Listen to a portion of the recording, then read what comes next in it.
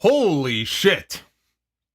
Those are the two words that I was left with when SmackDown went off the air tonight. You know, in a week where we had Seth Rollins making a surprise return on Monday, and we had the debut of the Wyatt Six, which of course is what everybody was talking about, the big cliffhanger.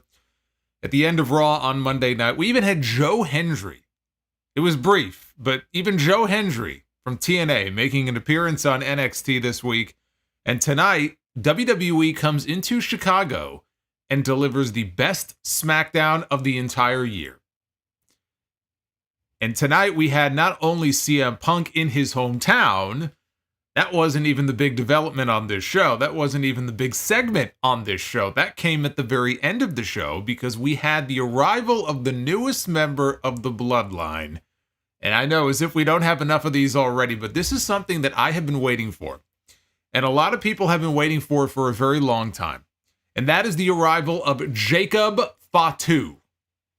So not only did we have CM Punk on this show, who was making an appearance to give us some good news, perhaps, to give us some sort of update on his health, which we never actually got. But it all built to the final segment of the show, Solo Sikoa, cornered by the babyfaces, cornered by Cody Rhodes and Randy Orton and Kevin Owens with no place to go, until the arrival of the Samoan werewolf. And I was so delighted to finally see this man on my television screen. It's about damn time. This was the most newsworthy week of WWE television since WrestleMania season. And really, since WrestleMania season, there has been this lull where it hasn't felt the same. And that's understandable because WrestleMania, there's always a lot going on. We have The Rock, right? The Rock disappeared after WrestleMania. But we've been in this sort of what I would describe as a post-WrestleMania funk as far as news and just, you know, a lot of things that just haven't really been hitting in the same way. And tonight, it felt like they were firing on all cylinders. It felt like tonight they had something to prove, like they were holding back from us over these last several weeks. And they're like, you know what? We're going to wait until we get to the Allstate in Chicago. Then we're going to just unload. So we had on this show now, I have to say one other thing about this Bloodline storyline. As far as Jacob Fatu arriving, this could not come at a better time. Because you have heard me talk about this on SmackDown in recent weeks, where this Bloodline story, Roman Reigns has been gone since WrestleMania. The Rock disappeared, Roman Reigns disappeared, and they have given the reins over to Solo Sikoa. And the man who has been carrying this Bloodline storyline on television has been one, Paul Heyman.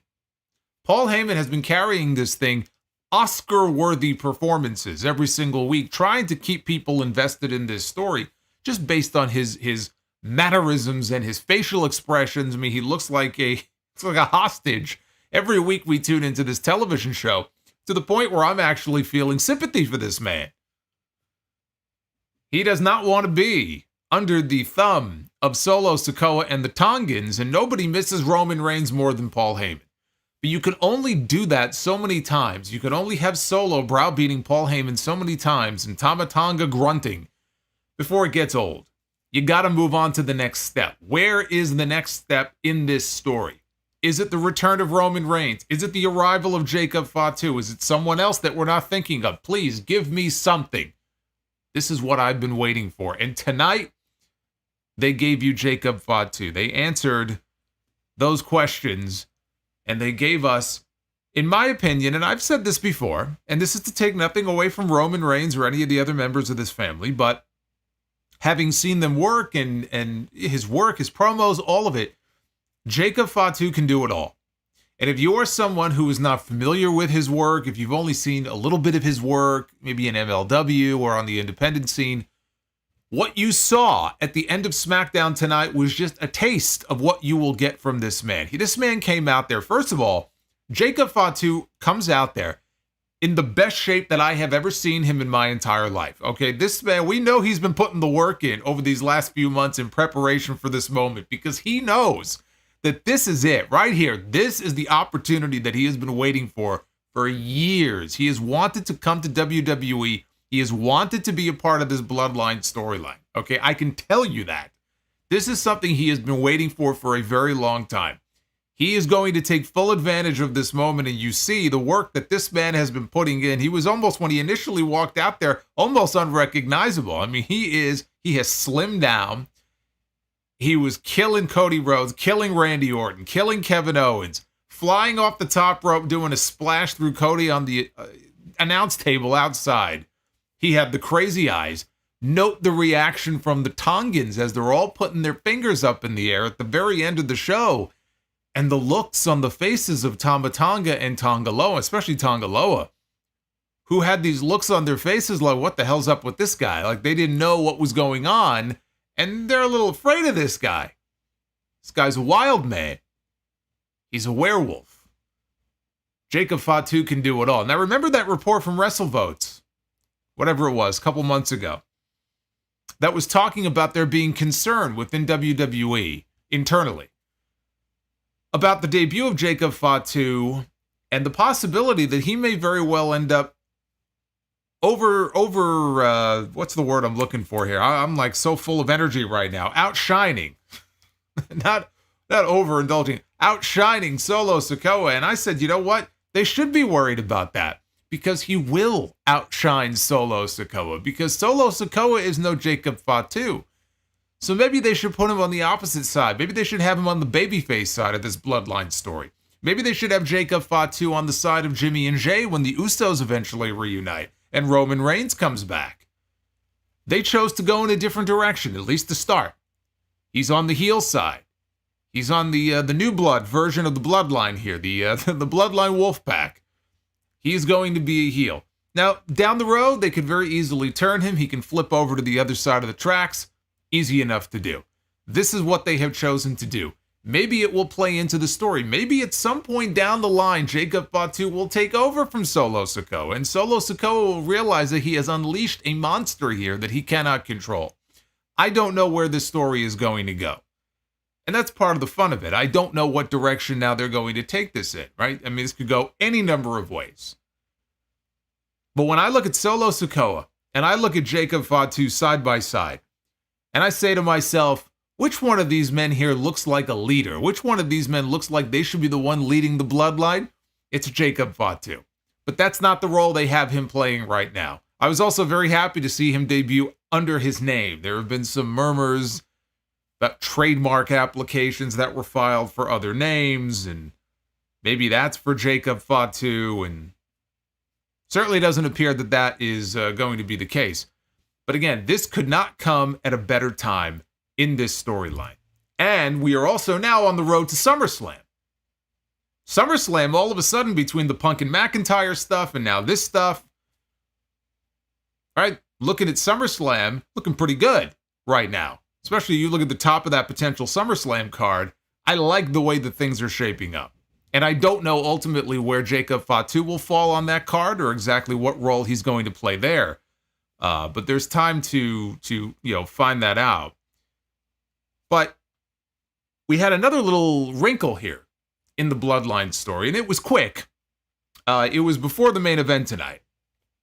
Solo Sikoa was coming out for his match, and he made a comment, very interesting comment, to Paul Heyman. When Paul Heyman mentioned Roman Reigns by name, Solo cut him off and said, "I hate to be the bearer of bad news. Roman Reigns is not coming back." And this was news to Paul Heyman. He couldn't believe what he was hearing. And that was it. And Solo went out to the ring, and that was it. That was the only mention of that we got. What does he mean by that? What does Solo Sikoa mean when he says that Roman Reigns is not returning? Now, obviously, I expect him to return soon, as in these next couple of months. I certainly hope we see Roman Reigns back on TV in time for SummerSlam. But what does he mean by that? Obviously, it caught Paul Heyman by surprise. What does he know that Paul Heyman does not? I don't know. But again, it's a wrinkle in the Bloodline story that has been needed now for a while. Now they have my attention to see exactly where this ends up going. But that's just the Bloodline. That's not the only big thing that happened on this show tonight, because they were in Chicago. And when you're in Chicago, not a surprise that you would see CM Punk make an appearance. And as soon as they started promoting CM Punk for an appearance in his hometown, I knew exactly where this was going. as I said at the beginning of the week. Now, if you watch Clash at the Castle last Saturday, less than a week ago, Drew McIntyre went into Scotland. He went into Glasgow. His second Clash at the Castle main event. He got screwed over the first time by Solo Sikoa, ironically, and the Bloodline, and failed to win the WWE Championship. This was his shot at redemption, to walk in and beat Damian Priest and become the World Heavyweight Champion again. And who was there to fuck it all up for him? CM Punk. Screwed him out of the title in the main event in his home country. Drew McIntyre comes to Raw on Monday night, can't even come up with the words to say other than, I can't do this anymore, I quit. And he leaves. And Drew McIntyre quits WWE, deactivated his social media. He goes home. He takes his ball and he goes home. But then you remember that CM Punk is scheduled for SmackDown on Friday in his hometown. And he might even have some good news for us on the health front. It seemed obvious to me where this was headed. You should have seen it coming from a mile away. And they did not disappoint, because CM Punk may have walked to the ring tonight to open the show. He did not leave this building on his own power. He was carried out in an ambulance to a hospital. And yes, they called it a hospital. That's right. No more a local medical facility. He was taken to the hospital. And Drew McIntyre made the comment to Kayla Braxton. We didn't see it, but she said that McIntyre told her, "See you on Monday." So apparently, this was the George Costanza way of quitting from Seinfeld, the Larry David way of quitting, where you quit on a Friday, you show up to work on Monday like nothing even happened. So we'll have to wait until Monday to hear from Drew McIntyre. But the angle they shot with those two tonight was important for another reason. There were a lot of people who were very upset by the finish of that match at Clash at the Castle. Very upset that they would screw over Drew. Why would you do that to him? You killed him in his hometown. He should have been the champion. I didn't have a problem with the way they did the finish. And in fact, I thought that it made all the sense in the world when you think about it in the larger context of this story they're telling with him and CM Punk. But some people didn't see it that way. That angle that you saw tonight, where CM Punk was laid out and bloodied off camera, but he was bloodied and taken away in an ambulance by Drew McIntyre. That angle does not happen if he walks into Clash at the Castle and wins the World Heavyweight Championship. It had to happen that way for us to get to where we were tonight in Chicago. That's why it was the right finish. You may not like it. There are finishes they do that I don't like. And sometimes they don't even make a lot of sense. But this one made a lot of sense. That's why they did what they did in Glasgow on Saturday. And the angle they did tonight was pitch perfect. And now they have set up another huge match. Assuming Punk gets cleared, that is going to be one of the biggest matches this year on the SummerSlam card. And we had not one, not two, but three Money in the Bank upsets in qualifying matches. We had three matches. We had three upsets on this show as we march towards Money in the Bank in Toronto on July 6th. They gave us a lot tonight. If anything, I'm surprised by the fact they didn't hold back some of that for next week, because SmackDown next week is going to be at Madison Square Garden from Chicago to New York. I'm expecting another big show next week. Maybe not as big as this one. But let's go through all of this here. This is your Friday Night SmackDown review. It is Friday, June 21st, 2024. I am the Solomonster. Like and subscribe. And if you would like to drop a super chat and support the podcast, support the channel, support what I do, if you're having a good time, feel free to drop a super chat. I'm going to be reading your messages a little bit later on here in this stream. My, oh my, what a week this was. And I thought that the Wyatt 6 stuff on Monday would be the biggest thing to talk about. And then they dropped this SmackDown bomb on us here tonight.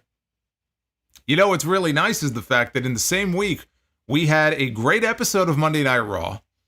We had what I thought was a great episode, or a very enjoyable episode of Dynamite on Wednesday, whether the numbers reflect that or not. I thought Dynamite was a very strong show. And tonight, We have an excellent episode of SmackDown, arguably. I'm the learning tree. Oh my God! And the learning tree is joining. Look at even the learning tree wants to get in on this. And we have the best episode of SmackDown all year. I would call that a pretty damn good week of pro wrestling, and that's really all you can ask for. Nick Aldis, SmackDown GM, before the show, was on social media, made mention of the massacre on Monday, and said that they beefed up security to make sure the same thing did not happen tonight, which is exactly what I said they had to do. They had to address it in some way. You cannot just come on the air tonight for SmackDown and pretend that what happened on Monday at the end of the show did not happen, where we had bodies piled up like something out of a Michael Myers movie. You had to acknowledge it in some way, and so they did it in the sensible way. They had the GM come out and say, look, we've taken every precaution that we can.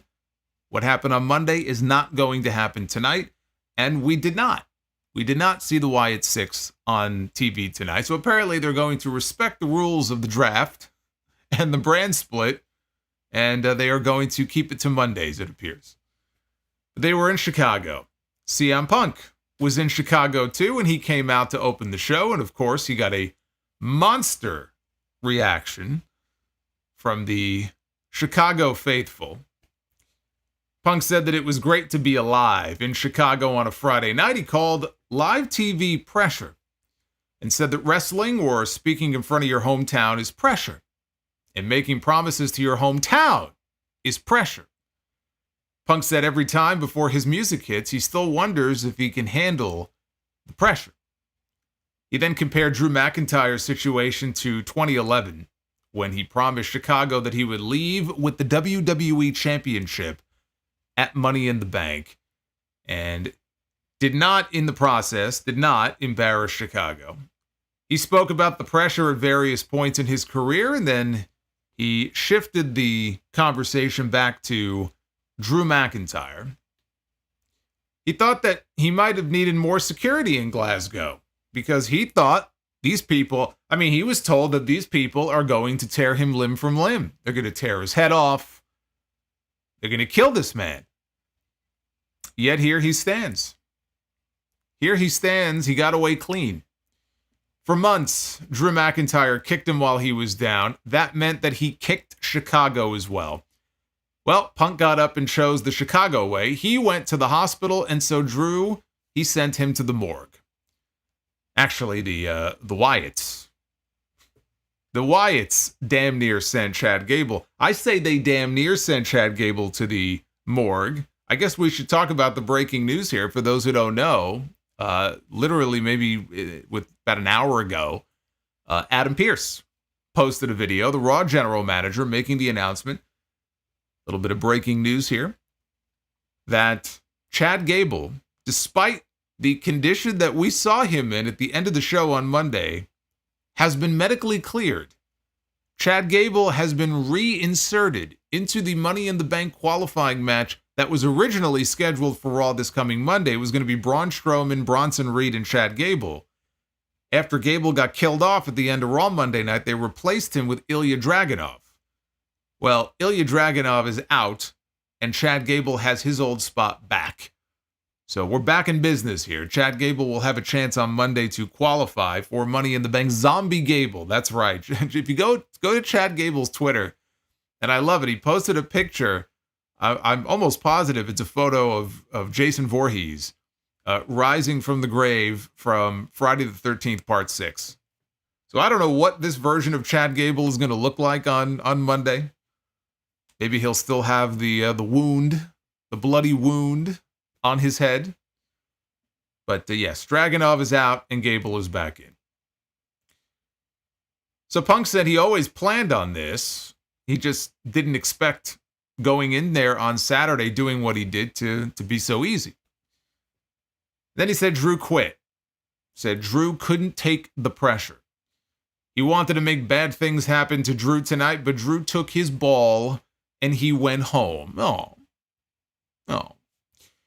So suddenly, Paul Heyman comes out. Paul Heyman is the one who interrupts CM Punk. We hear the ladies and gentlemen. And Heyman walked out. Heyman, I talked about Punk coming out and getting a monster reaction. Heyman came out and got a monster reaction of his own here in Chicago, and he got tons of ECW chants as well. He said he wasn't out here to disrespect Punk, he just got here. He's running a little late. He said that it's hot as balls outside, which is true. I guess it's hot as balls in Chicago. It's hot as balls here in New York as well. It's hot as balls in this fucking room right now. And he said when CM Punk opens up a show, it's hot as balls in the Allstate Arena as well. That man right there, pointing to Punk, sat next to his children when he was inducted this year into the Hall of Fame. Despite being the wise man for the tribal chief, Roman Reigns, he told the world that Punk was his best friend. He meant it then, he means it now. He's come here in an urgent situation. And at this point, the crowd broke into a chant of "We want Roman." Punk welcomed him into the ring. He told him, hey, are you okay? You don't look so good. And the two of them hugged, and the crowd popped. And they continued to hug for a good, probably 10 seconds. Heyman had tears welling up in his eyes. Either that or he had pink eye. But he had tears welling up in his eyes. He said he needed that. He came out here because driving in on the radio, they were listening to sports radio, and they say that Chicago is CM Punk's town. And that really pissed off Solo. Because Solo, now that he's the head of the table, and Heyman had a look on his face when he said this. When he said, hey, your Solo's the head of the table. I mean, he had a look on his face like he was just forced to watch a Chris Jericho learning tree segment on Dynamite. It's the same look I have. He said Solo wants every town to be his town. And he came out here to do Punk a favor, and in return, he would like a favor back. He said any day, Punk is going to get medically cleared, and whoever steps to him is going to realize that they're in the ring with the best in the world. And if he doesn't get out of here right now, they are coming out here for him. And that's not going to do anybody any good. He said there's security out here, there's security back there, and that's for the Wyatts. But that's not going to do any good when it comes to the Samoans. He begged Punk to please get the hell out of here right now. Punk said, let me get this straight. You want me to leave because Solo and the Tongans are going to jump me in Chicago. The crowd chanted, fuck you, Solo. And out came Solo Sikoa, Tama Tonga, and Tonga Loa. Solo told Punk if he wants to be on SmackDown on his show in his city, he's got two options. One, he can pay respect to him and the Bloodline, or two, they're about to make sure his ass never ever gets cleared to wrestle again. So, what do you want to do? Punk said, Paul, what's the favor that you wanted to ask of me if I do you this favor? And Paul said, take me with you. And the way he said this was just priceless. Take me with you. Solo didn't like that. The crowd did, though. I'll say that. Punk put his finger in the air like he was about to acknowledge Solo Sikoa, and he said, Solo, I acknowledge. And then he paused. And then he said, I don't see the Bloodline standing in front of me. I see a bunch of fake-ass Usos and a phony cosplay tribal chief. So the Bloodline hit the ring, surrounded the ring. Punk was all by himself until Cody Rhodes showed up in the ring, and he had two baseball bats. Just like the old days, right, on Nitro, where Sting would show up with a couple of baseball bats, and he would throw one to DDP, or he would throw one to the Macho Man. So he had two bats. We know what Cody was watching when he was a kid.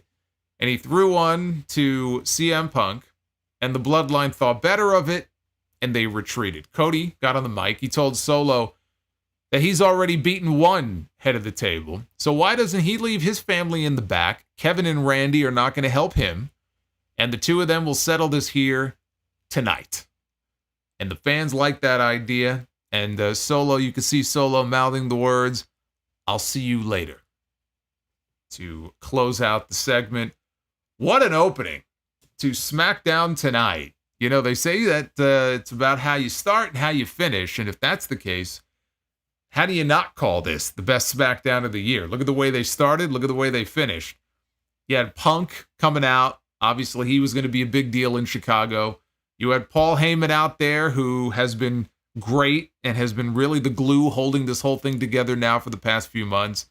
You had Punk and Heyman, the reunion, the hug in the middle of the ring, Punk and Heyman back together. You had that crowd, which was hot all night long. Chicago is always a great crowd, and tonight was no exception. And we had the little tease here. Well, not even little. I mean, we had the straight-up tease for a main event later in the show between Cody Rhodes and Solo Sikoa, which I was very happy about, by the way.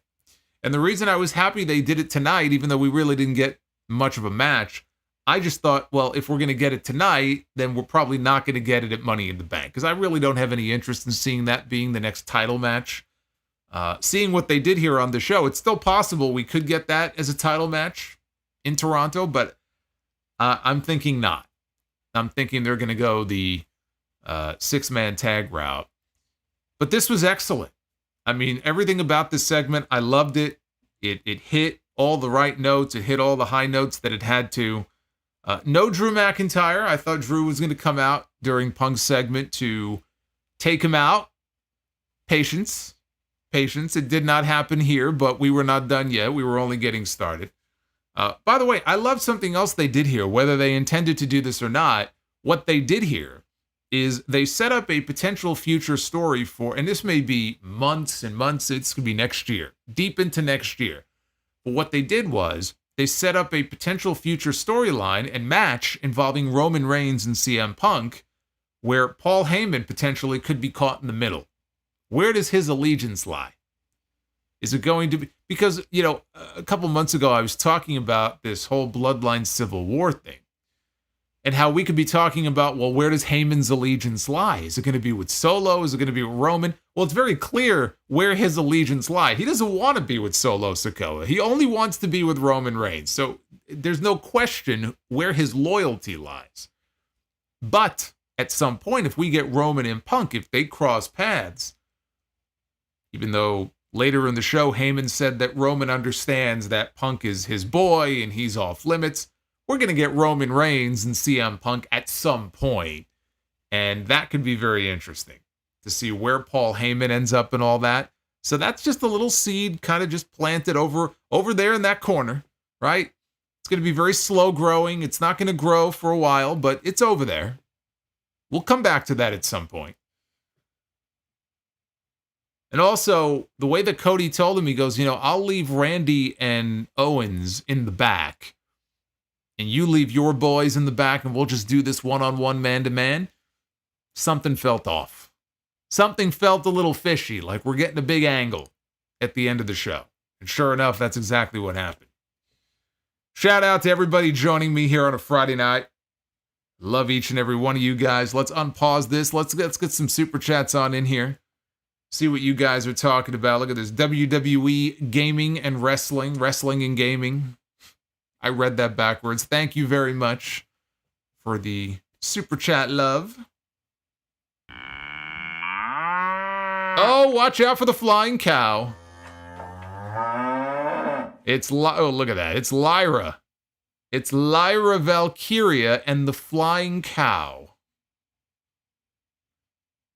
Thank you for the $28. And Arabian Night, thank you as well. Keep them coming in. We're going to be going through it. I'm sure you guys got a lot to talk about and a lot of comments about this show tonight. Let me know what you thought of SmackDown. Were you as enamored with this SmackDown show as I was? Because I thought that this show was great. I thought that this was the best SmackDown of the year, but maybe you feel differently. Shout out to Issa. I could not have said it any better. Thank God it's Friday. Although in my case, you know, I'm pretty much working 7 days a week on this stuff. So Friday feels like Saturday. Saturday feels like Sunday. Sunday feels like Monday. All these days just sort of blend together for me. But yes, Friday is never a bad thing. Never a bad thing. I am the learning tree. That's a bad thing. Hey, Thanks, Arby. guys. Yeah, oh God. Arby. with the learning tree.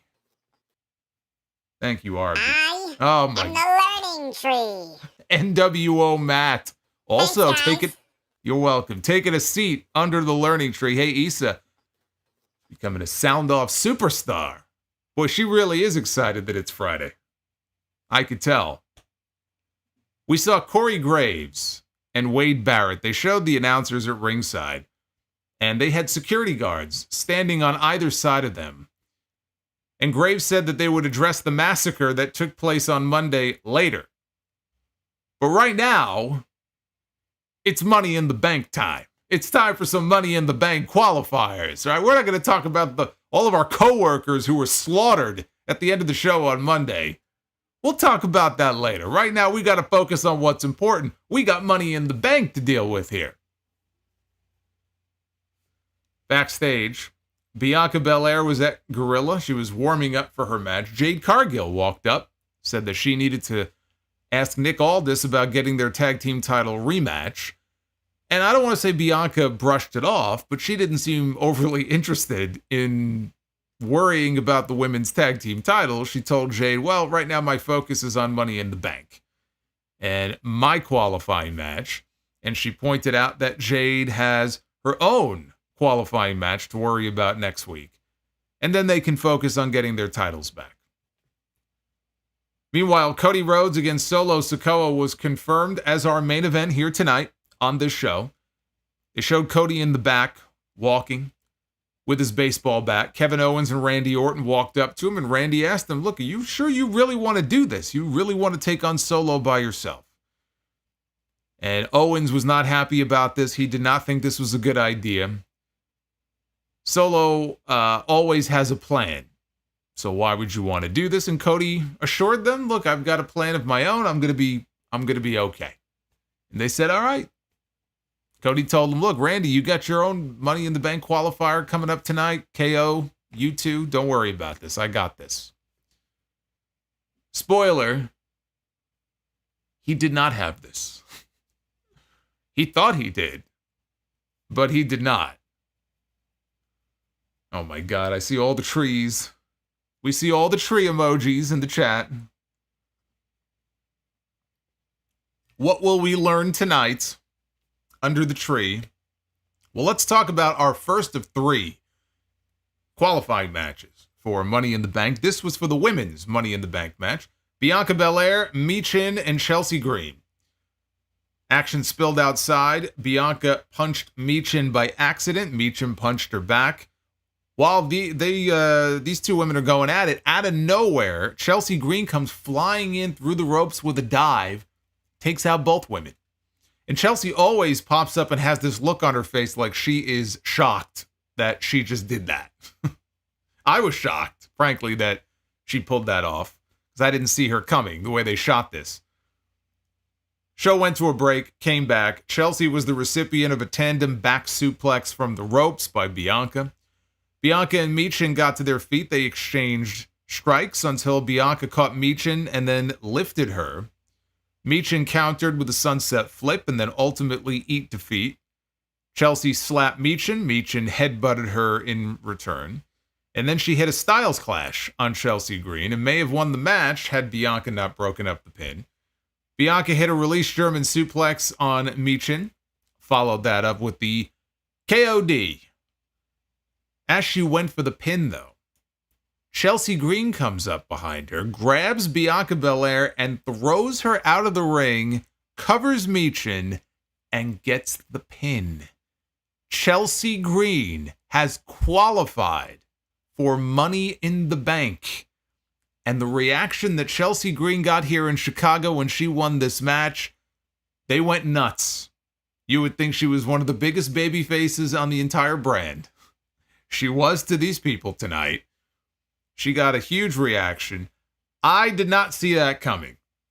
And I'm okay with that. That's okay with me. Chelsea just became the local favorite going into Money in the Bank because she's from Canada. They're going to be in Canada.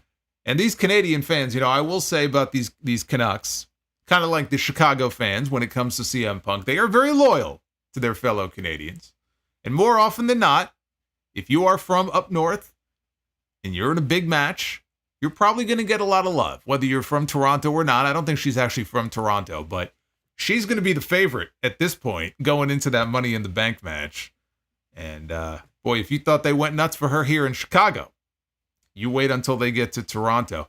Now, I still think Tiffany Stratton is the favorite, but I'll tell you right now, I could absolutely see Chelsea Green getting the shock win in Money in the Bank. And that becomes her gimmick. Yeah, they work it into her gimmick, and she's carrying the briefcase around, teasing that she's going to cash in, doing all kinds of wacky stuff. I could totally see Chelsea Green pulling out the upset, winning Money in the Bank this year, but I'm still sticking with Tiffany. I had another thought, though, coming out of this match. When I saw Bianca Belair lose this match, and my thought was this: people have been telling me every time that I make the suggestion that it's time for Bianca to go heel. They say, no, you can't do that. Can't turn Bianca Belair heel. Bianca Belair herself has said that she does not want to go heel. She's like the female John Cena. Can't be done. Can't turn her heel. But what if Jade were to win her qualifier next week? Bianca lost hers. What if Jade won? And from there, you can build this jealousy story arc, because this is something Bianca Belair is not used to. She's been out of the women's title mix, right? Singles women's championship mix for a while now. She just lost her tag team titles. She just lost her Money in the Bank qualifier.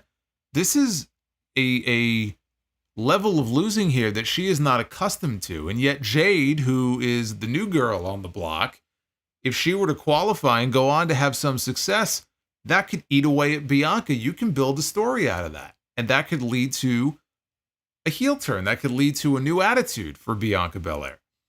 And I think that's a story that you could have told. But then later in the show, they told us that next week, it's going to be a Money in the Bank qualifier, and it's going to be Jade Cargill, Candice LeRae, and Tiffany Stratton.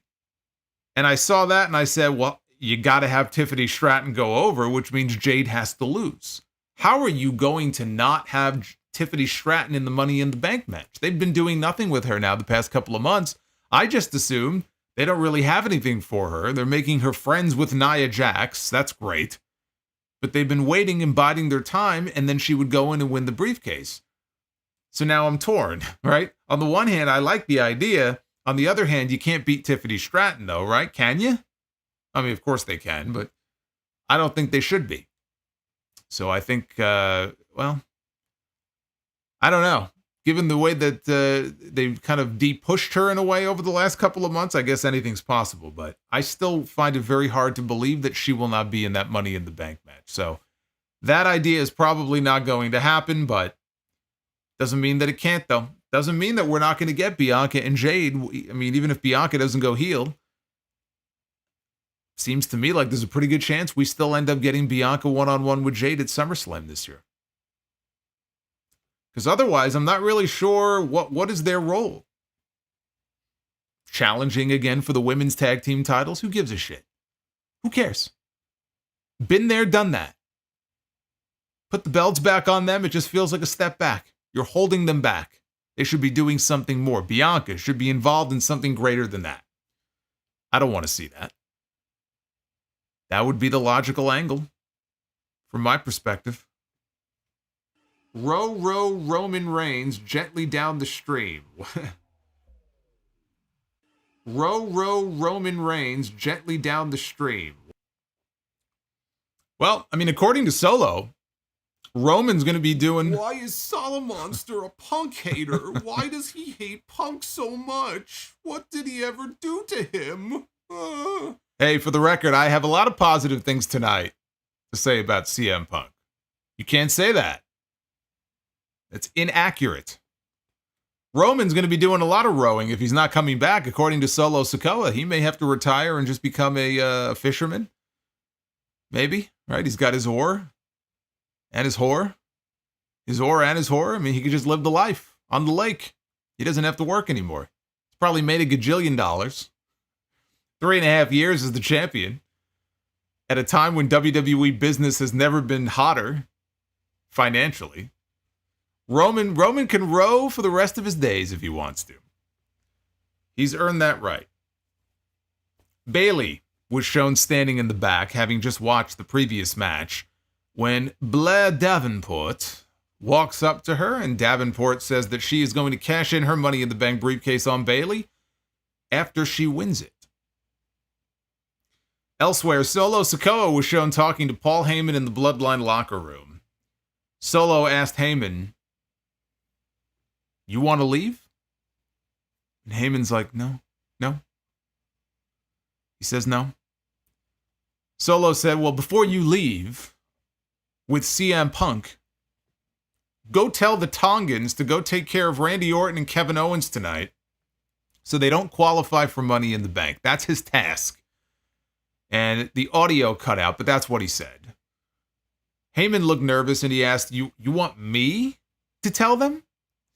And Solo said, when I tell you to do something, you better do it. And then after that, you and I have to have a little talk. We got a video recapping the Grayson Waller Austin Theory DIY developments that took place on the Grayson Waller effect on last week's show. Waller was interviewed backstage by Kayla Braxton. Theory was at home recovering from his wounds last week, both physical and to his bruised ego. He was not on the show. So Waller said he would win the Money in the Bank qualifying match tonight in honor of his tag team partner. DIY walked in and they all bickered, and Johnny Gargano was screaming some stuff. All of a sudden, as this is going on, because they're in the back, they're in the backstage area, but you see the gate, the big gate, like in the parking lot area that you would see, and not even the parking lot area, because they were inside, but it's the gate that separates the inside from the outside, the garage door. But it's making noise, like someone is banging on it or being slammed up against it. And everyone's like, what? Where is that coming from? What's going on here? And all of a sudden, the door began to slowly raise. And as the door lifts up, we see CM Punk is laying in a pool of his own blood on the ground. And we see legs. There is somebody standing over him. And this was great because it's just this door slowly rising. And as the door is being raised up, we see that it's Drew McIntyre, who quit on Monday. Drew McIntyre is standing over CM Punk's bloody and beaten body. So McIntyre, he looked like a killer here. He lifted Punk up onto his shoulders, and he began to walk with him into the building through the back. Now, you see wrestlers, as he's walking, it's one continuous shot, the way they shot this.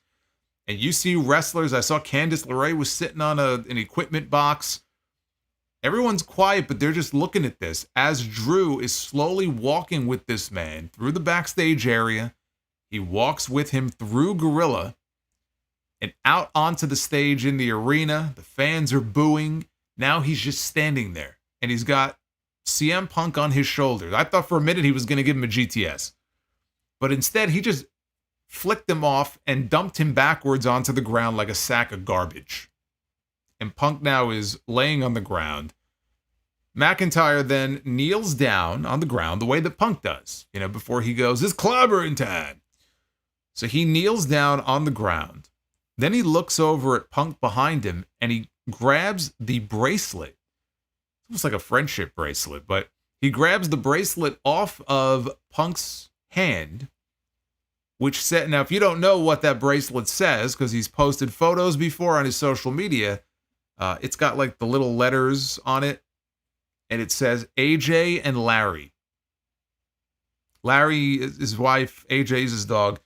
So the names are on, or I'm sorry, Larry is the, Jesus Christ, Larry is the dog, AJ is the wife. And he grabs the bracelet and he sticks it in his pocket. He pockets the bracelet. Now Nick Aldis comes out, and Nick Aldis is all filled with rage. He gets in a shoving match with McIntyre, and McIntyre very audibly tells Nick Aldis, "Take your fucking hands off me." The Fox censor had one job. He missed it. 2 seconds later, they muted the audio, but I heard what he said.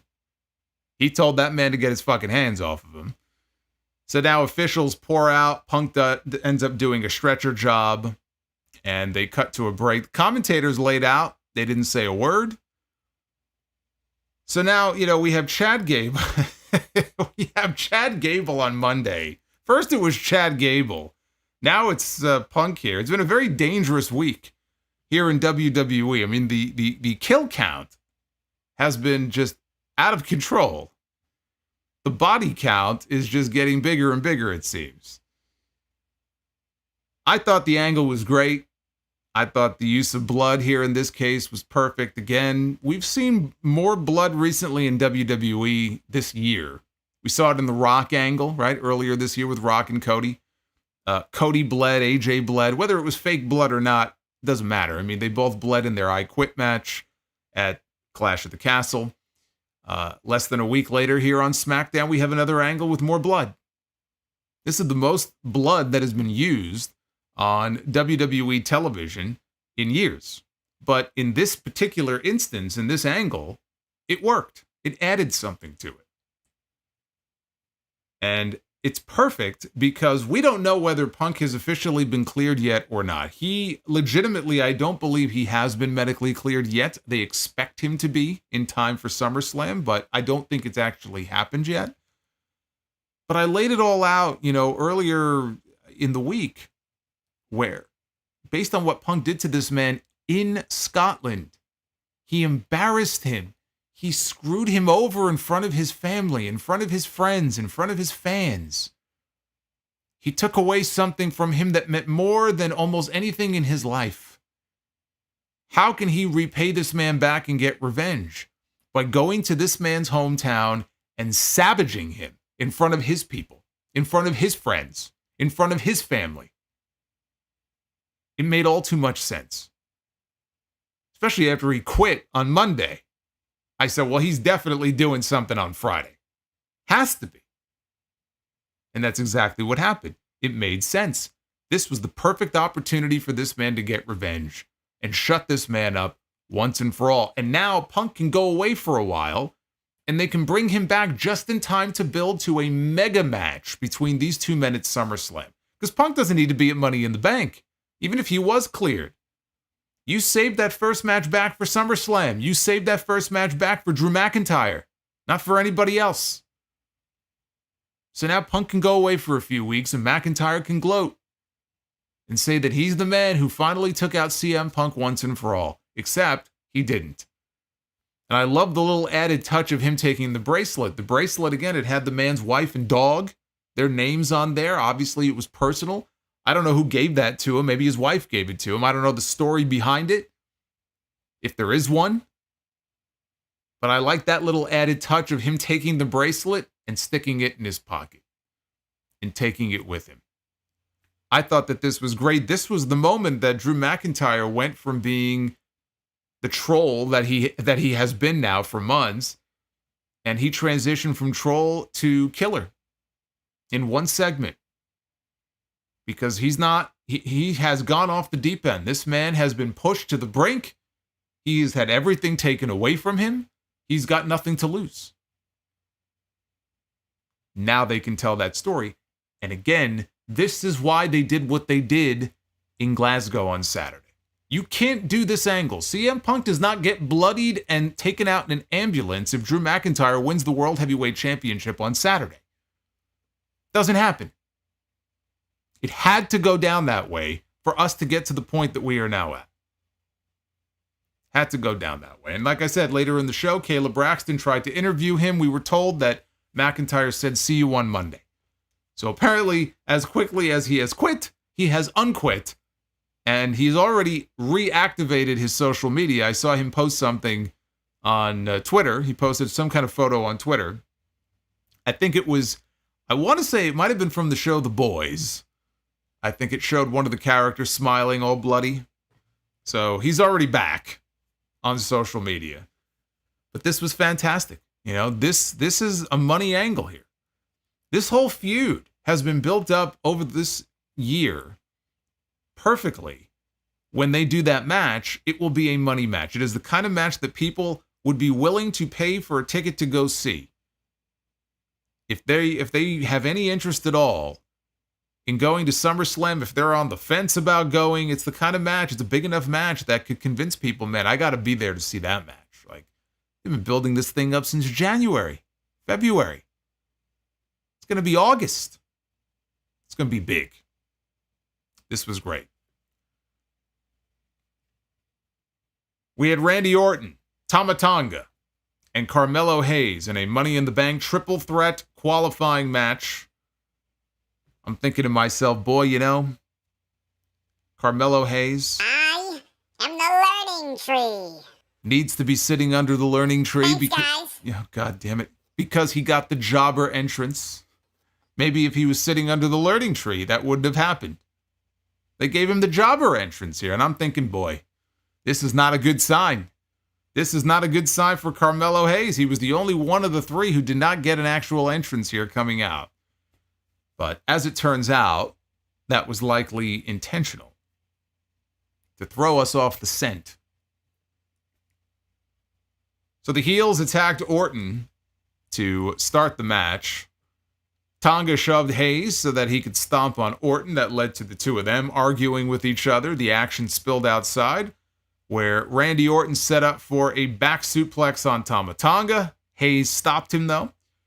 Tonga and Hayes took turns attacking Orton until Randy hit his signature back suplex onto the announce desk on Tonga, and then he did the same thing to Carmelo Hayes. After a break, Tonga caught Hayes with a backbreaker across the knee, but Orton broke up Tonga's pin attempt. Orton hit a snap power slam on Tama and a superplex on Carmelo from the middle rope. Tonga broke up a pin attempt. He worked a sleeper hold on Orton until Randy got out of it, and Tonga hit his quick, it's his finish, really. It's the quick running flatliner that he does, which I think it's not the best finish. And here it looked a little wonky, but he dropped Randy with the flatliner. Hayes, though, broke up the subsequent pin. Hayes and Tonga started to fight again. Orton came back into the mix, and he hit stereo draping DDTs to both men. Orton set up for an RKO, but here comes Tonga Loa. Jumps up on the apron to distract Orton. That distraction allowed Carmelo Hayes to sneak up behind Randy Orton, roll him up, and pin him to qualify for Money in the Bank. So the one guy who got the jobber entrance here at the beginning of this is the one who ends up going over in the end. And honestly, if you look at the match here, he's the one who should have gone over. You got to build this guy up. This guy's a former NXT champion. He was the first draft pick, wasn't he, for SmackDown? Wrestled Cody Rhodes on his first night in.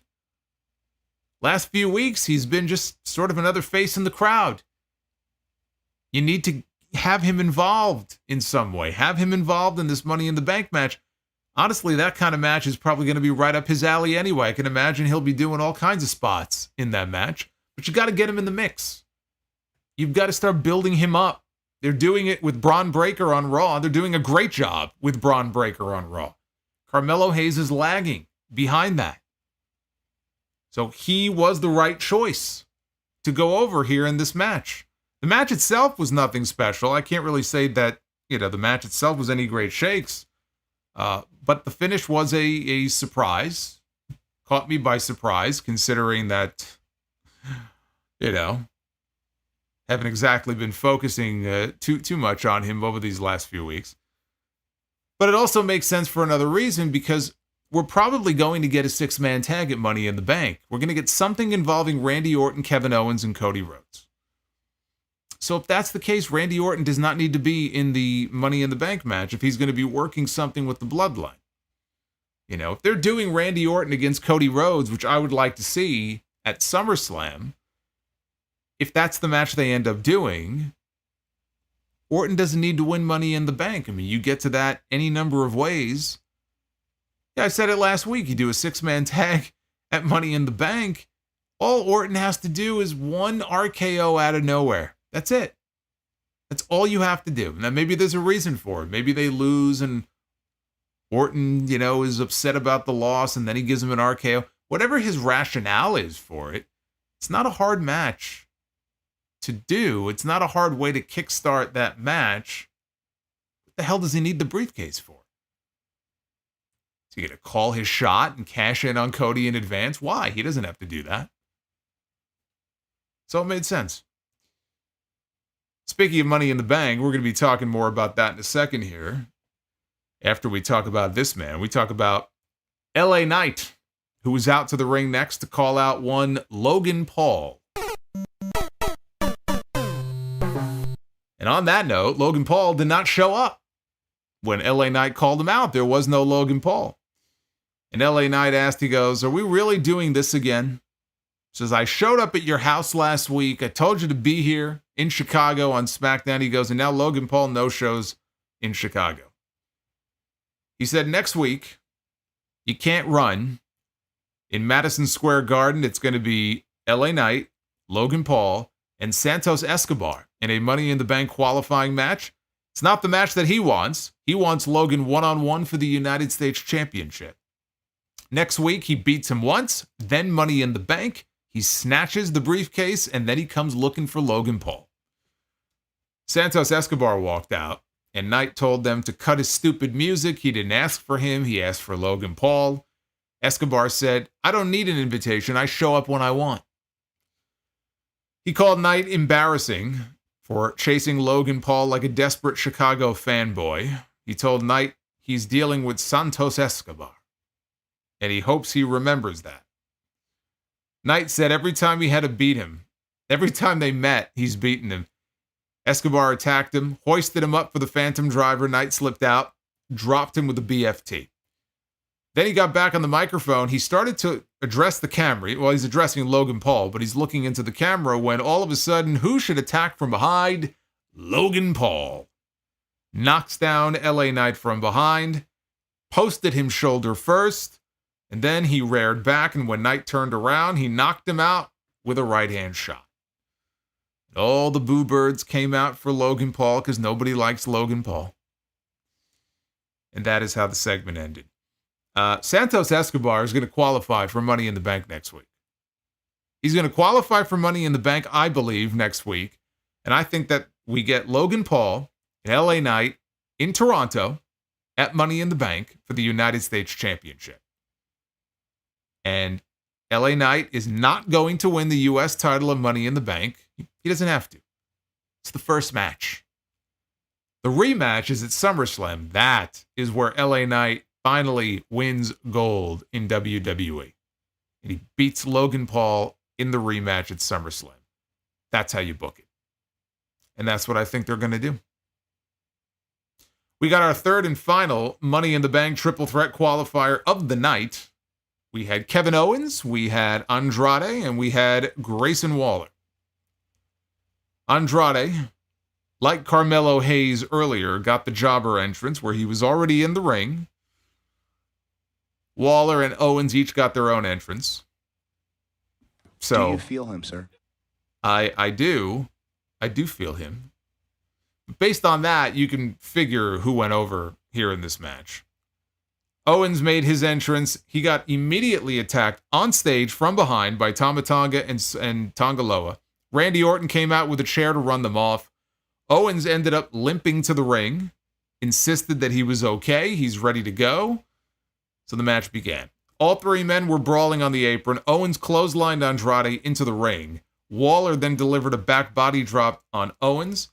Andrade then hit a sunset flip power bomb over the top rope. He dove over this man, landed on his feet, took him over for a power bomb. I always wince when I see the sunset bomb, just because, again, these knees in this company seem so fragile.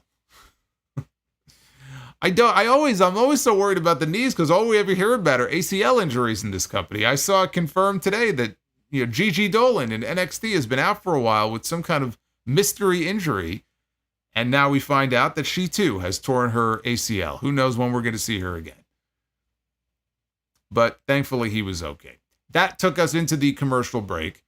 Later on, Waller hit a double flatliner on both men at the same time, but could not get a pin. Owens attempted a stunner on Waller, but he got his knee kicked out from under him. He was still limping around for most of the match, still hobbling around. Waller and Andrade, they brawled in the corner. Owens entered the ring to complete the Tower of Doom spot. He then went up top, landed a swanton bomb on Andrade, got a near fall. He followed up with a stunner. Waller, though, pulled Owens out to the floor when he went for the pin just before the referee could count the 3. He got yanked out of the ring. On the floor, Waller hit a DDT on Owens, and then he attempted his somersault DDT or cutter or whatever it is. But, he usually exits the ring, and then he dives in, rolls through, hits his move. So he goes for his finish. Andrade catches him as he rolls into the ring and immediately transitions into the message. The message. Why did I say that? The messenger. Is it the messenger or the message? It's the message, right? That's what he's calling it. I wrote down the message. For some reason, I just thought maybe it was the messenger. I think it's the message. It's his twisting double underhook driver. So, but the transition into the move was perfect. Like, it was so smooth, and he caught him in it and dropped him. Boom. And Andrade covers him, and he picks up the win. Andrade picks up the win here in this match. 3 Money in the Bank qualifiers tonight with upsets in all 3 matches. This right here, this was the best of all 3 qualifiers tonight. All 3 matches that we got, this one right here was the best. And again, I reiterate what I said a moment ago, which is that Owens and Orton losing here shouldn't be a surprise. If you assume there's going to be a tag match of some kind of Money in the Bank, that's where their involvement will be. The reason Owens was hobbled in this match and it gave him an out is because the Bloodline attacked him right before he went out. They attacked him. They attacked his knee. Michin was shown in the back when Tiffany Stratton walked up. She insulted Michin for losing her qualifier, and Michin said, "At least I'm not crawling to Nia Jax for protection." Stratton tried to slap her. Michin, though, caught her hand and blocked it, and then slapped her instead. A wild Nia Jax then appeared, and she slammed Michin into a production case. And then Tiffany and Nia, they walked off together. We have a wonderful budding friendship here between these 2 women. The main event of this show was Cody Rhodes, the undisputed WWE champion, one-on-one against Solo Sikoa. Of course, it was non-title. Before the main event, Solo was at the gorilla position, warming up and getting ready, when Paul Heyman walked up to him. And he told Solo, "I did what you asked. I informed the Tongans," which clearly we saw that, right? We saw the Tongans were working very hard to make sure that Randy Orton and Kevin Owens did not qualify for Money in the Bank, so they did their job. He also said Solo has broken all of the rules. He said CM Punk is very personal to him, and even Roman Reigns agreed that Punk would be off limits. Heyman called Reigns the tribal chief, and he started talking about when he comes back. So as he's talking about when Roman Reigns comes back, Solo cut him off. And Solo had some news to share. He said, "Look, I hate to be the bearer of bad news, but Roman Reigns isn't coming back." His music played. Solo went out to the ring. Heyman was standing there dumbfounded by what he just heard. This is the first he's hearing of this. So Heyman ended up going to the ring with Solo for his match, but this was a very interesting little development here in this Bloodline story. I think we all knew that when Roman eventually comes back, he's not going to be very happy about the changes that Solo has made to the Bloodline. But this just makes it that much more apparent that when Roman comes back, he's not going to be very friendly with Solo and not going to be very happy about the changes that he has made. But what that means as far as when we may see Roman Reigns, I still think we could see him as early as Money in the Bank. I thought there was a chance he might even pop up at the end of this show tonight. Because it just felt to me like there was something brewing with this whole Cody and Solo thing. And I thought, could be Roman. It's possible. But I think Money in the Bank, I mean, imagine they're in Toronto. Let's say there is a Bloodline 6-man tag. They close the show with it. Maybe there's a big beatdown angle at the end. And then we hear the opening chord. Well, actually, I mean, the angle that I've pitched is if they go in there and they lose, or Paul Heyman does something to upset Solo Sikoa, that they would be threatening Paul Heyman. And before they could pounce on this man and cripple him, that's when we hear Roman's music and everybody loses their minds. And Roman comes out effectively saving Paul Heyman. But you get that, cliffhanger there at the end. Maybe we just get a little stare down. And then you save the follow-up for TV. But Roman is I think, clearly on his way back soon. It's just a matter of, do they bring him back at SummerSlam or in time to have a match at SummerSlam? I'd like to see him in the ring and have a match at SummerSlam. So Money in the Bank, why not? It was Money in the Bank, right, a couple years ago when John Cena returned. I think it was the night, God, who did Roman wrestle that night? It might have been Cesaro, I want to say. Gosh, I don't remember, but whoever it was, I believe it was Money in the Bank when we had the surprise John Cena return, and that led to Roman and Cena at SummerSlam. Maybe it's Roman's turn to have a surprise return on that show. So the match barely even got started. They didn't really do much at all before Tama Tonga and Tonga Loa, they attacked, they ran in, they went after Cody for the immediate disqualification. Solo was setting up for the Samoan spike when Randy Orton and Kevin Owens ran out for the save. Oh, well, I mean, Owens, he limped out for the save. Orton dropped Tama with an RKO. Tonga Loa, I don't know what happened to him. I guess Owens probably did something to him. I just looked, he was missing. But Solo Sikoa was all by himself. And they backed him into a corner, and Solo's down in the corner, and he's begging off here, and all three baby faces are bearing down upon him. And all of a sudden, Solo Sikoa, oh, it was Edge. Okay, thank you for the, I knew it was either Edge or it was Cesaro, because I know Cesaro had that one pay-per-view match with Roman. And I could have sworn it was in the summer. Of what year? Maybe I got the year wrong. But, okay, so it was Roman and Edge. And then John Cena came out. Solo is all of a sudden flashing a devilish grin. His entire demeanor has changed. And we can hear the fans in the background are coming alive. We can't see anything because they haven't pulled back yet. But then they do. And we see a man in the ring behind the baby faces. And it's Jacob Fatu.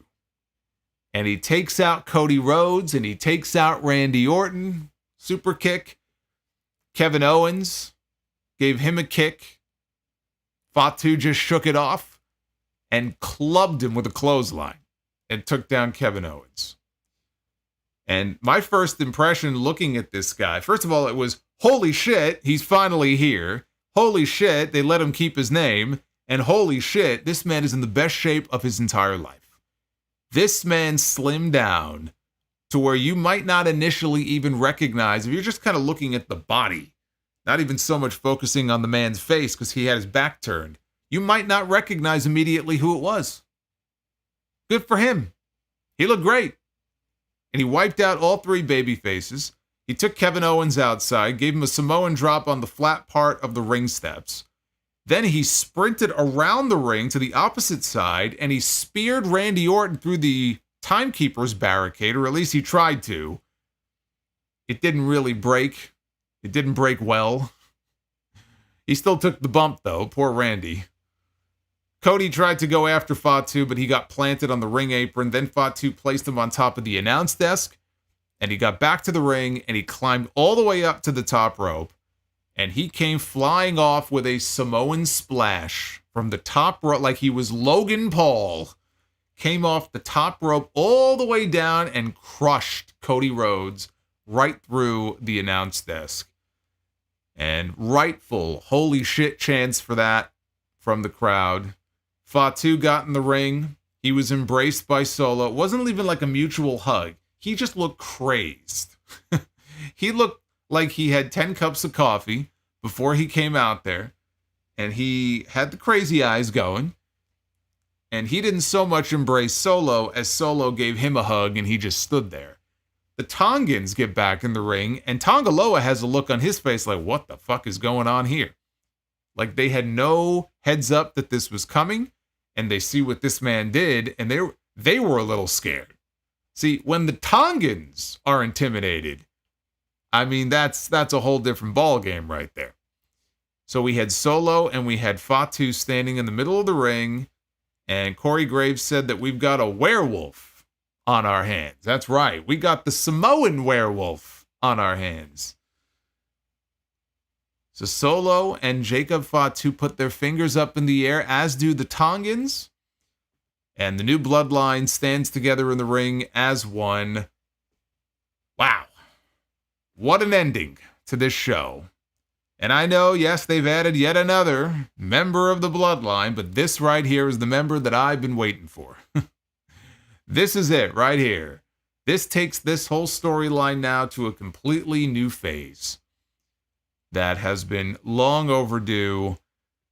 The Tongans looking at each other like they were worried is interesting. We'll see how that, how they play that up in the weeks ahead. I don't know what Jacob Fatu's role is going to be, if any, at Money in the Bank. Because again, I still don't know if he can travel internationally, okay? And technically that's outside the US. So maybe he won't even be at Money in the Bank, right? He'll be at SummerSlam. It's too early to tell what that role is going to be for him. I want to see it. We have to, at some point, we have to see the match. Roman Reigns and Jacob Fatu.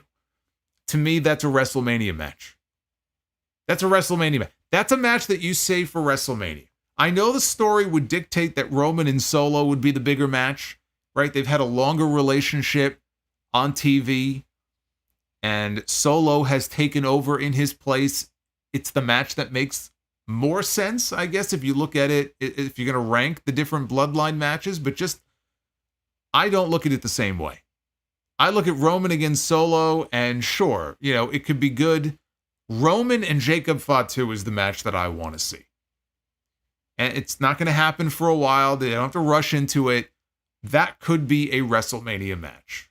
I don't know if 41 or not. Definitely a WrestleMania caliber match to me. And I look at all the other potential opponents that Jacob Fatu has, not only on SmackDown, but, in this company overall. And, I mean, he can mix it up with any number of guys. He can mix it up with Randy Orton. He can mix it up with Sheamus. He can mix it up, down the road with him and Braun Breaker. What a fucking match that would be. Braun Breaker and Jacob Fatu. Are you kidding me? Jacob Fatu and Gunther. Put almost anybody in the ring with him. Sami Zayn. Right? This is going to be a lot of fun. This is a man who has worked very hard to get to where he now finds himself. And I know it's a spot that he has wanted to be in for a long time, to be with his blood and to be with his family members and to be part of the whole Bloodline story. He's been working matches on the independent scene and throwing his finger up in the air now for years. And the people react because if you look at wrestlers as like baseball players are called 5-tool players. Jacob Fatu is a 5-tool player. He can do it all. His in-ring work speaks for itself. He can cut a promo. He's got that intensity and physical charisma about him. He is going to do very well for himself. And I'm very happy for him, and I'm very happy that he is here. And I'm very happy that we had a SmackDown tonight as good as the one we had, because there have been some SmackDowns in recent weeks that have been big letdowns and very dull and very boring. That was not this show. This was the best SmackDown of the year. And it completes a very good week of WWE television, including Monday and Friday. And I know Tuesday was a newsworthy night. I haven't finished watching the entire show yet, but it's Monday and Friday. Those are the big shows of the week right there, as far as WWE is concerned. Now they've got a lot of momentum, a lot of creative momentum going into Money in the Bank that will carry them into SummerSlam. they are in a very good position right now with their key stories. And it should be the next few weeks, next several weeks, should be fun to follow. Next week, they're in Madison Square Garden. Next week, we have 3 more Money in the Bank qualifying matches. We've got Candice LeRae, Jade Cargill, and Tiffany Stratton. We have Naomi, Indy Hartwell, and Blair Davenport. We have Logan Paul, LA Knight, and Santos Escobar. And I'm looking at this. We should be looking at Tiffany. I know some people are going to be upset if Davenport goes over and Naomi doesn't, but I think we're looking at Blair Davenport there and Santos Escobar so that LA Knight and Logan Paul can go off and do their own thing. SmackDown was fucking great tonight. Here's the Twitter poll. Speaks for itself, doesn't it? 92% thumbs up, 4% thumbs in the middle, and 4% thumbs down for SmackDown tonight. Get those votes in on X. You can vote. It doesn't cost you a thing. At Solomonster. That is the place to go.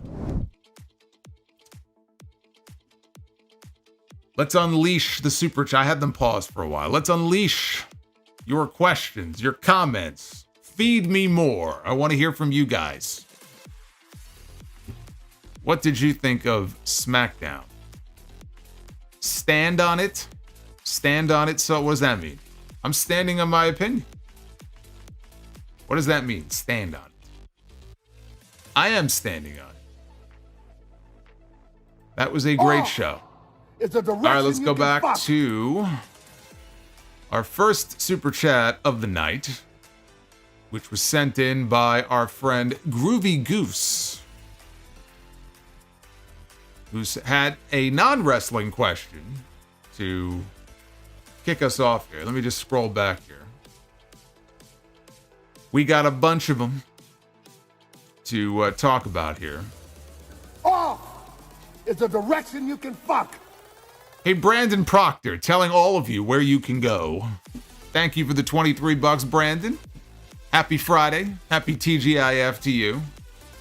And Issa, if she's still around. Tony, come on now. Look at this obscene Tony Khan and Okada. I mean, take that to the back. Come on. Take that to the back. We don't need to see that. Groovy Goose, though, says, watched the Hangover movies 1 and 2 for the first time recently. Was wondering if you were a fan of those movies. Yeah, I was a fan of The Hangover. First one is the best one. Fire Panda. What's Mac McShane doing in the Impact Zone?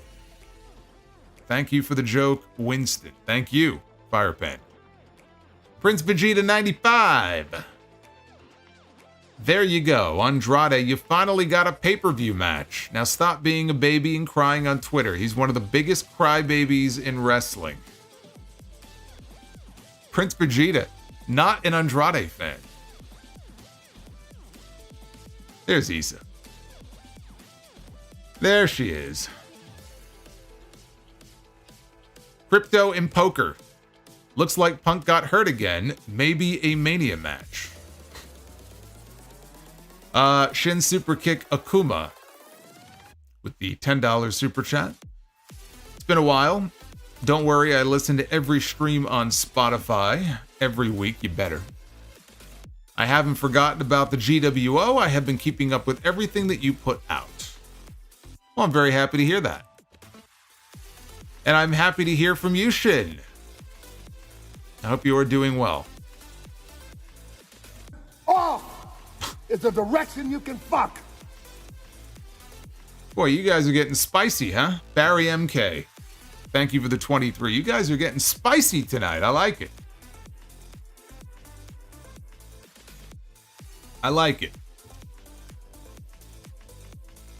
Arabian Night. Jacob FATU has arrived. Let's go. My only hope is Solo Sikoa doesn't anoint him next week with that awful name, Caesar, after it got trademarked.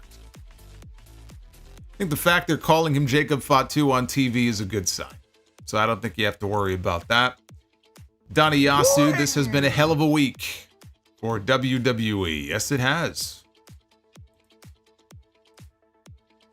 Yes, it has. The Sheriff of Patties with row Roman Reigns gently down the stream. There he is again. Row Roman Reigns gently down the stream. The Sheriff of Patties.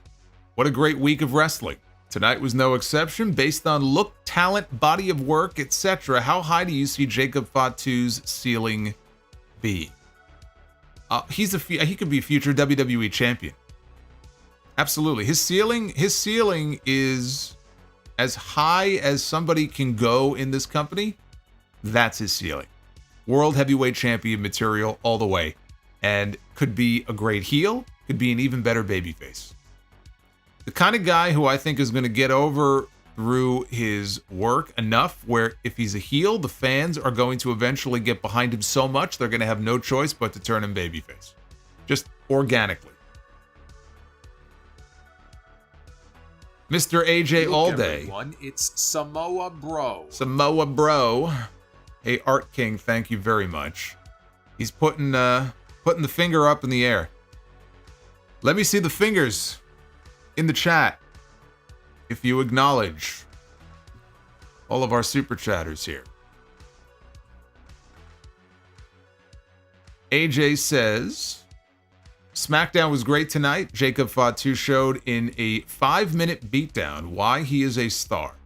Lastly, my hope is Bianca is the one who turns heel. Thanks for all you do, Solo.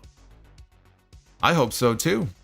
There's some people who think that because she doesn't want to, that it's never going to happen, but if the story calls for it, turn her heel.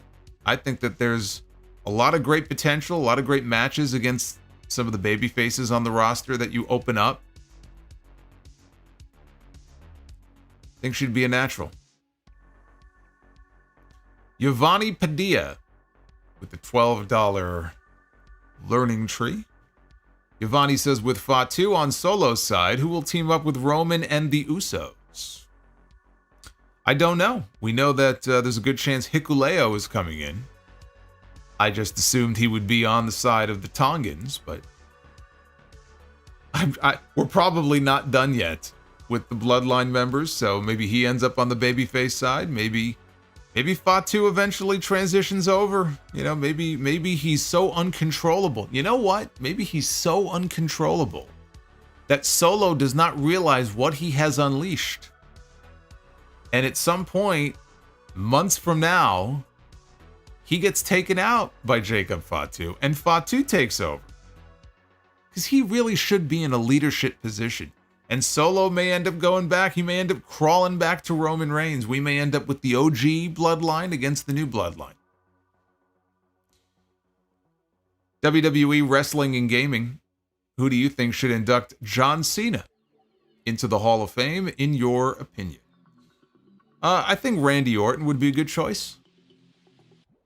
But you can't go wrong with CM Punk either. I think Punk is certainly, if not his greatest opponent and greatest adversary, he's one of his greatest opponents. I think Orton or Punk would be fine choices. And he says Cody Rhodes against Jacob Fatu could be the modern day John Cena and Umaga. I think it would be the modern day Cody Rhodes and Jacob Fatu. But I get your point. Bobbert Reviews, thank you for the $28 super chat. Bobbert. Arabian Night. Reports are that Gigi Dolan has torn her ACL. She is the 9th NXT woman to tear her ACL since February of 2022. What is going on down there? Why is this not a bigger story? It's not like I haven't mentioned it. I don't know why it's not something that's been addressed. I don't know if it has to do with the training that they're doing, the level of training, type of people they're recruiting. I don't know. I mean, there have been a lot of ACL injuries down there. Sol Ruka missed a lot of time with a torn ACL. I don't know what the fuck is going on with Nikita Lyons. She had one, came back, then she disappeared again. It's just this endless list just keeps happening over and over again. I don't remember there being a period of time where, you know, in developmental or the main roster, you had this number. And it's a specific injury, too, and it's a very bad one. It keeps you out for a very long time. I know they've recruited a lot of like gymnasts and, you know, does it have to do with that and some of the moves they do? Although Gigi Dolan, I mean, Gigi Dolan is not somebody who is doing all kinds of acrobatic moves.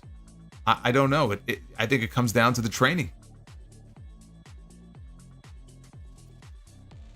Dom Joseph, with the right matches, could WWE and AEW do a Forbidden Door show and sell out a stadium? Oh, well, I mean, if a show like that ever happened, yes, they could sell out a stadium. Is a show like that ever going to happen? No. Wendy Chu, it's another one. Yes, Wendy Chu also, I think, was an ACL tear. Cora Jade.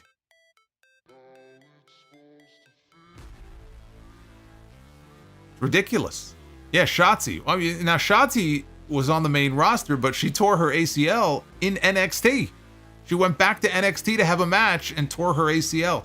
Maybe the Performance Center is cursed. Maybe somebody put a hex on the Performance Center. I don't know. And Dom, no. No, I don't. I think JD's got me beaten on the drinking. Rodimus Prime, one... I thought he was... For some reason, I read that, and I immediately thought he was asking me about Sami Zayn. I was going to say one haluva week. One hell of a week. One haluva week for WWE. And Jacob FATU is finally here. Let's effing go. Hey, Rodimus Prime, I couldn't have said it better myself.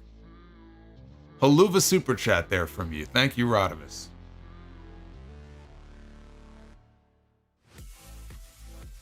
Yep, Dakota Kai tore her ACL. I don't think it was in NXT though. I'm almost positive that was on SmackDown. Charlotte tore hers. That was on SmackDown. You know, Asuka is out with an undisclosed knee injury. For all we know, it could be an ACL injury. Nobody's confirmed the nature of the injury, only that she had surgery. Because she posted her vlog when she was in the hospital, and then she had a big brace on her legs. So for all we know, maybe Asuka got bit by the ACL bug too. RB 065, with this week of wrestling coming to an end, we got our hat trick. Would we get the golden sombrero in either Collision or the start of the G1 Climax in New Japan? Thanks for the entertainment, everybody. Let's go Mets. There you go, from Arby. Thank you for the learning tree. NWL Matt with the 12 bucks. Solomonster, do you think Wyatt 6 will attack Pat McAfee with him interrupting the end of 2 of his shows, and it is in Indy this week for Raw? The McAfee thing that everybody was going nutty about the other day had nothing to do with the Wyatt 6. I know they used the sound effect when the lights went out. It turned out to be some stupid drone skit with the guest that was on the show, because the next day they showed the footage of what happened, and it had nothing to do with the Wyatt 6. So no, although if they did, I would be okay with that, because Pat's been annoying the shit out of me lately. So if the Wyatt 6 want to make him their next victim in Indianapolis this week, have at it. There was another McAfee thing today. Okay, well, I didn't see the thing today. I'm talking about the thing from yesterday. I saw the drone. I thought it was Vanguard 1. And then I remember Vanguard 1 unfortunately passed away many years ago. Alex with the $22 super chat. Brother Solo with Hikuleo potentially joining the Bloodline, along with Roman, Jimmy, and Jey Uso factoring in. How would you sort out this potentially 9-man faction heading into SummerSlam and WrestleMania 41? Talked a little bit about that before. Beyond that, I have no idea what they're going to do for WrestleMania. So much of it depends on whether The Rock is going to wrestle on that show, which I'm sure he will.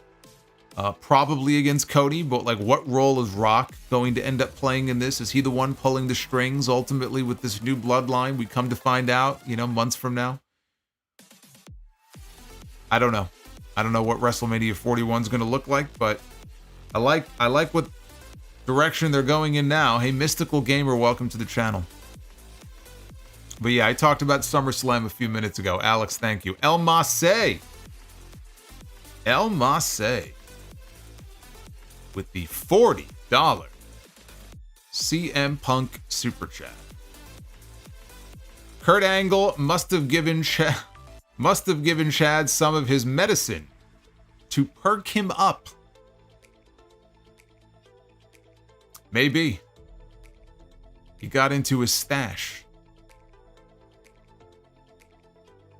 The Learning Sicko, Dr. Bropio, with the $7. Sorry I'm late, just finished watching Game 6 of the Stanley Cup Finals. My team forced a Game 7 after being down 3-0. So many emotions right now and have not slept in almost 30 plus hours.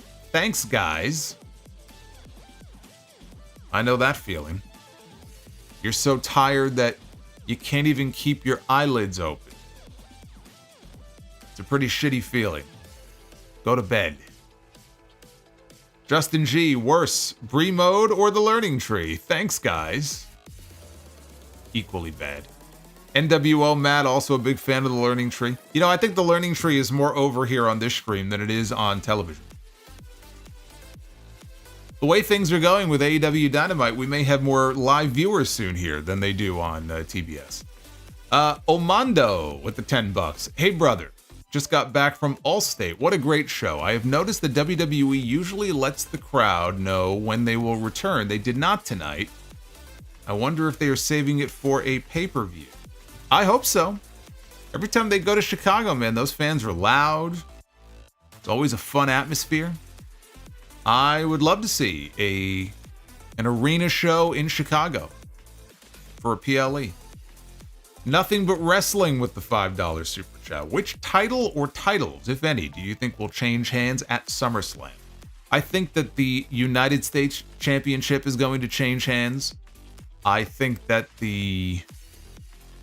DIY are going to win the tag team titles in Cleveland at SummerSlam. And I think that there is a very good chance we're going to have a new World Heavyweight Champion. I think there's a very good chance we're going to have a new WWE Women's Champion in Nia Jax. I think we're looking at least 3, if not 4. 3 or 4 title changes at SummerSlam is my prediction right now. Uffman Entertainment, Jade in a ladder match. Ay Dios mío. Well, I don't think Jade is winning next week, so we won't have to worry about that. As long as Tiffany Stratton wins, then Jade will not be in Money in the Bank. Dethronic 78. Is it me or did Tama Tonga and Tonga Loa look nervous getting in the ring with Solo and Jacob? Wouldn't you? Wouldn't you look nervous? I would be nervous. They have every right to be nervous. Achilles heel 490. A Solomonster, how much better do you think WWE has gotten under Triple H, and what do you think are the best things he has introduced to improve WWE? The product is undoubtedly better to follow week to week than it was prior to him taking over the book. And there have been a lot of small changes. There have been some big changes. One of the biggest is the fact, and Chad Gable talked about this when he was on the Gorilla Position podcast and he talked about re-signing with the company. One of the biggest changes is Triple H going out of his way to try to give people consistent television time and not just have them make sporadic appearances on TV. I think they've done a better job with that. Like take Michin, for example. Up until the last few months, how often did we see Mia Yim consistently on television, right? Never. It would be a spot appearance here and there, and that would be it. Now she's on NXT. She's on television almost weekly. And that's just one example. That's an example of someone who's a little bit lower on the card, but he has made the attempt in Gable. You can use Gable as an example too. I sometimes will sit here and wonder as far as the booking of Chad Gable, but he is getting consistent television time. And that's what you need. You can't get over unless you are on television consistently. That, and I could rave about a lot of the production changes that have been made. You know, the company bringing in Lee Fitting to look over their production end and replacing Kevin Dunn, the camera shots, we've seen overhead shots, we've seen shots that go from the concourse, you know, down through the crowd for some of the entrances, that, you know, shots in the back that go like one continuous shot like we got with McIntyre and Punk tonight, where they go from the back to the gorilla position to the stage. Some of those comeback shots coming out of commercial break where there'll be a camera in the aisleway and they'll slowly make their way to the ring and then around the ring, showing replays of moves heading into commercial breaks. You know, some of this stuff is just kind of minor in the grand scheme, but taken together, it has given a very, you know, it's like a fresh coat of paint on a product that desperately needed it. So those are just some of the changes. That's not all of them, but those are some of the changes that I've enjoyed, and I think it makes the product better. Now, if only we could have a change as far as the music in this company, which they seem to be very stubborn about. That would be another positive change. The Juliet, LA Knight will either cost Logan Paul his qualifier match or cost Logan Paul the Money in the Bank match itself. It's possible that LA Knight wins next week and then, or Logan Paul wins next week and LA Knight costs him. But then LA Knight not having a match at Money in the Bank, I think, would be a miss. I think he should be in the ring on that show. Pisco 95, important question. Do you believe in Joe Hendry? I do. I've said that before. I do. I believe in Joe Hendry.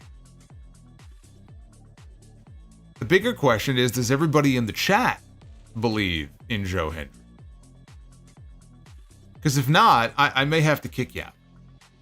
You know, Issa has a wrench. I may have to ask her to beat you over the head with the wrench and remove you from this chat. Justin says, NXT parking lot now, the safest working environment. Rizzo, who knew in 2024 the NXT parking lot was going to be the safest? But now, what? Now that's just eerie. Now that you guys have the same super chat back to back like that, that's a little eerie. Now, come on.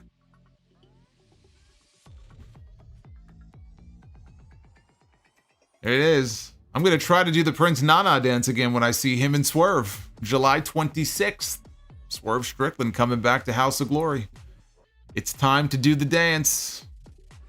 Rizzo. Thank you, though, for the $5. Uffman Entertainment with the $10 super chat. Who's going to be the HBK of 2024 and complain about unsafe working environment? I think everybody in the locker room on Monday nights has a pretty good case to make, don't you? Y2 Ken, this is for calling AJ a dog. That's not the, yeah, okay, well. So, let me just say, that was unintentional. I accidentally called Larry his wife and AJ his dog. Obviously, I got confused. I was talking about the bracelet. Uffman Entertainment. Drew versus Punk better not start with a tie-up. Yeah, let's get that sweet collar and elbow tie-up to kick off the first CM Punk Drew McIntyre match. That'll be great. Brandon Proctor with the $23 super chat. Brandon, I thank you. Thank you, sir. Drew McIntyre is the best thing in WWE right now. Too early to tell on the why it's 6, but that debut was incredible as well. Did Triple H recently see Lucha Underground for the first time and felt like he could do it better? I don't think Triple H has seen a single episode of Lucha Underground from start to finish in his life. But he should, because I think there are some good ideas that they could pull out of that. And I don't just mean the supernatural stuff. I think he could come up with some good things to lift from that show. Bobby Means, could you see Sammy or CM Punk winning the Royal Rumble? Yeah. Yeah, I could see that. Especially if Gunther is the World Heavyweight Champion, and then we get Gunther and Sammy for the World Heavyweight title after getting it this year for the Intercontinental. Achilles heel, worst year to watch WWE and why?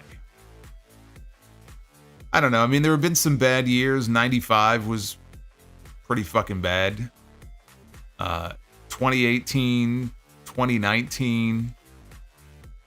It's hard to narrow it down to just one. Those were some bad years.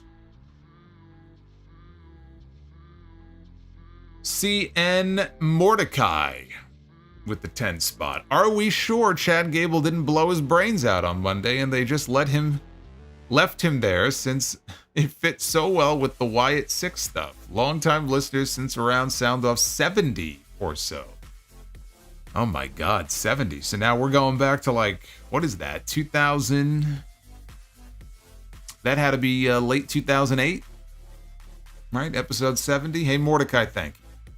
Now, apparently, Chad Gable, he's going to be back in action on Raw this Monday, so brains and all, he'll be there. Pisco 95 with Jacob Fatu now involved. Do you think they're going to do an 8-man tag team match for Money in the Bank? If so, who would be the 4th man for Cody's team? No, yeah, I think it's going to be a 6-man tag, and I don't know that Jacob Fatu is going to be allowed to be there. I still think there's a chance because of his criminal background that he may not be able to travel out of the country.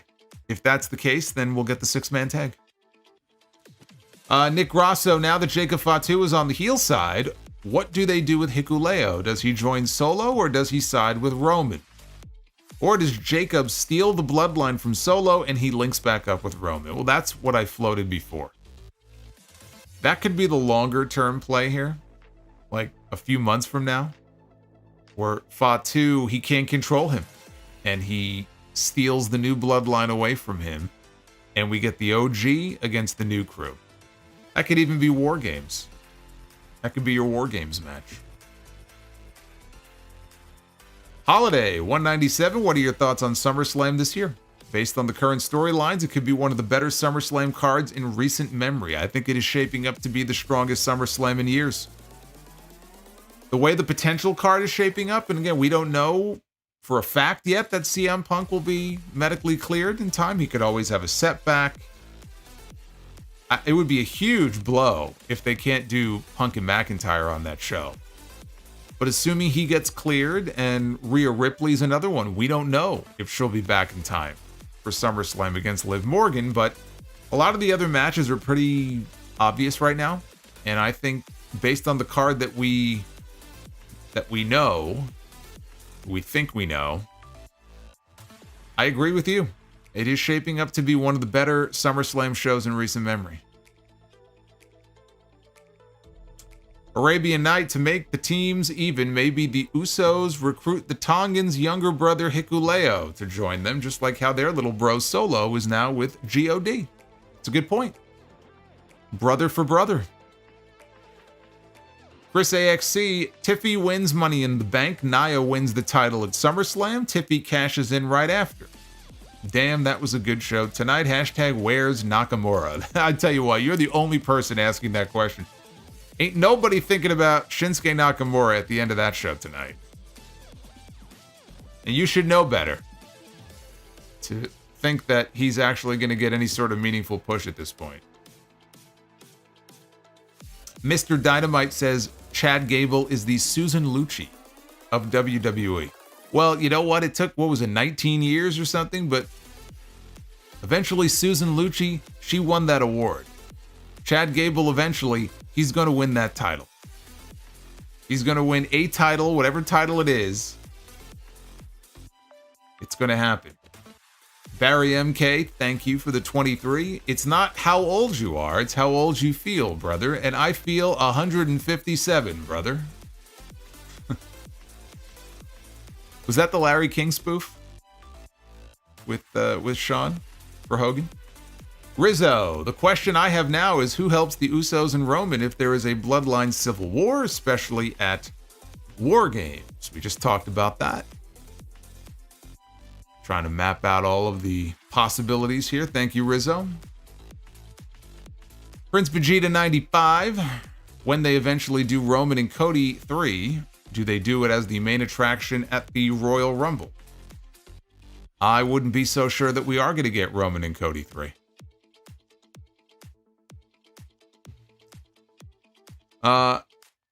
Knox 1 DK with the 14 bucks. We are in the 4th inning, fellas. Triple W is cooking. This was the best SmackDown in years. Everything had purpose. Roman's return will be generational. I wish AEW would stop booking for the 1% and start booking for the masses. Hey, Knox, thank you, man. Thank you very much. Well, Heyman said that we were in the 3rd inning last year. So how could we only be in the 4th inning? I would say we're in the 6th or 7th inning. Those are some long innings if we're only in the 4th inning. Alex says, how much would they have to pay you to get chopped by Gunther? A lot. They'd have to pay me a lot, and I expect to be paid up front. In all seriousness, with the Punk and Drew feud and the Cody and Bloodline situation, are Gunther and Rollins an afterthought heading into SummerSlam?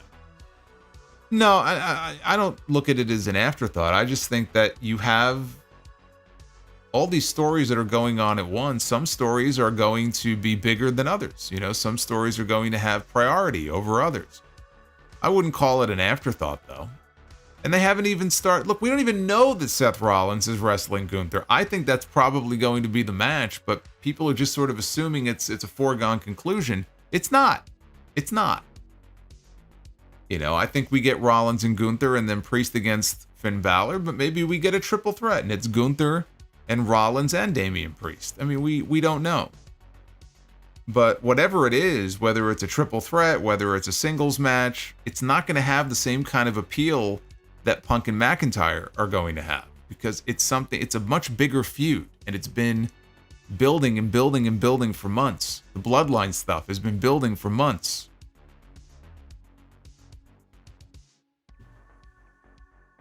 The Real CS. I wondered if Jacob is still going to end up on Roman's side. I don't see who else joins him in the Usos. If not him, maybe Sammy. No, I mean, Sammy's out of the story. I don't see Sammy going back into this. I mean, never say never. I don't think Sami Zayn's going to have anything to do with this.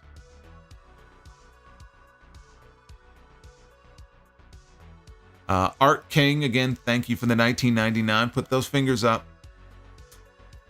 Put those fingers up. Not you, Justin. Not up your nose. Up into the air. We've got a super chat here. Chicago want to fight me never again, first and last. Okay. Zachary Levy with the $10. Hey, Solomonster, not a question, but after so many weeks of you anticipating this debut, you were the first person I thought of when FATU popped up tonight. I hope it was everything that you wanted.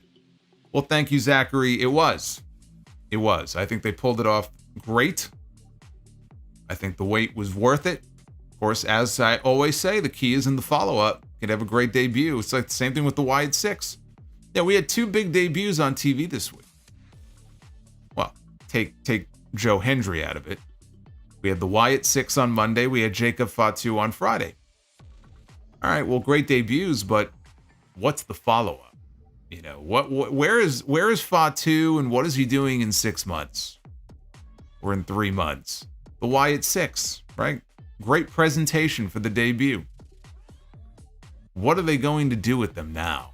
What does this look like in 3 months, right? The Nexus debuted and made a big splash on night 1 and night 2 and night 3 and so on. But then, you know, by night 5 or 6, It was already over. Hopefully that doesn't happen to the Wyatt Six.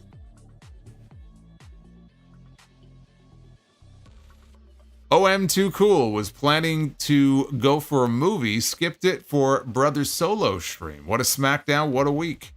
I think you made the right choice. You picked a good SmackDown to stick around for. Now you can go see the movie tomorrow. The Real CS, did you ever get the time to check out the hidden message in Bray's Shatter theme? Well, no, you told me about it.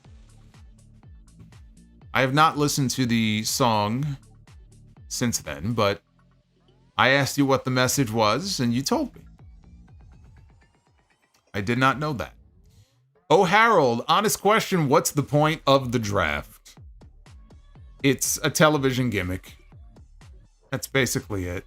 It's a television gimmick, trying to pop a number, trying to give some semblance of organization to the two rosters.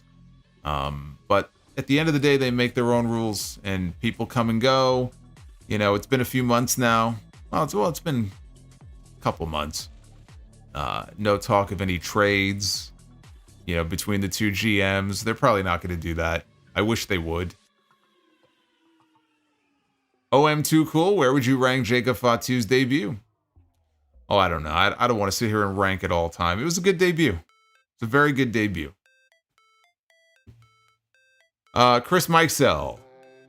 With 95 being a forgettable year for WWE, how would you have made it better? Would you have Brett feud with Diesel or pull the trigger and have HBK win the title at WrestleMania 11? No, I would have Diesel playing the tweener role that he was playing after he turned on Brett at the end of 95.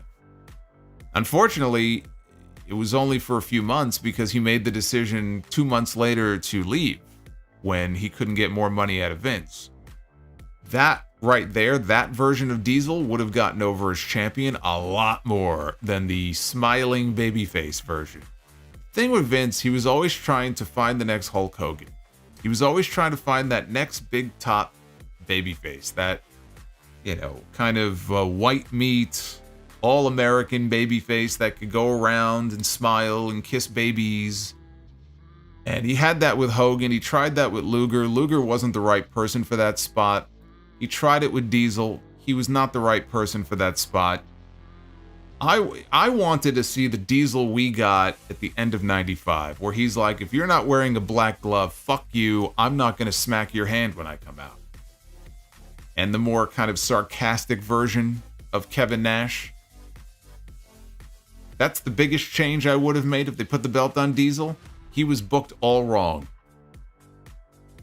And I would not have had Brett feuding with Bob Backlund and Hakushi and Jean-Pierre Lafitte. Yeah, and Hakushi was a great wrestler, but to go from Backlund to Hakushi to the Pirate, I mean, it's like, what a waste of a year it was for him. And he was one of the biggest, highest paid stars on the roster. Look what they had him doing for the majority of that year. I would have had him feuding with almost anybody else.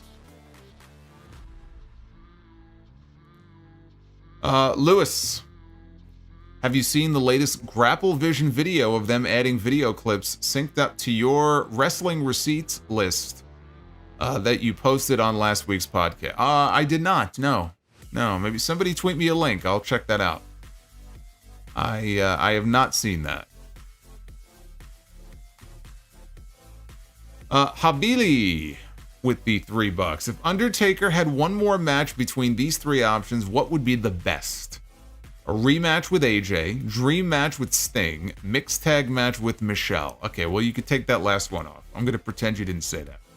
The first two, now see, this depends though. You're talking about Undertaker at the present time and Sting at the present time. The ship has sailed on that. I mean, if this was even 10 years ago, let alone 15 years ago, 20 years ago, I'm all about Undertaker and Sting. But the only answer here is Undertaker and AJ. You know, who's going to give Undertaker the best possible match? It's going to be AJ Styles.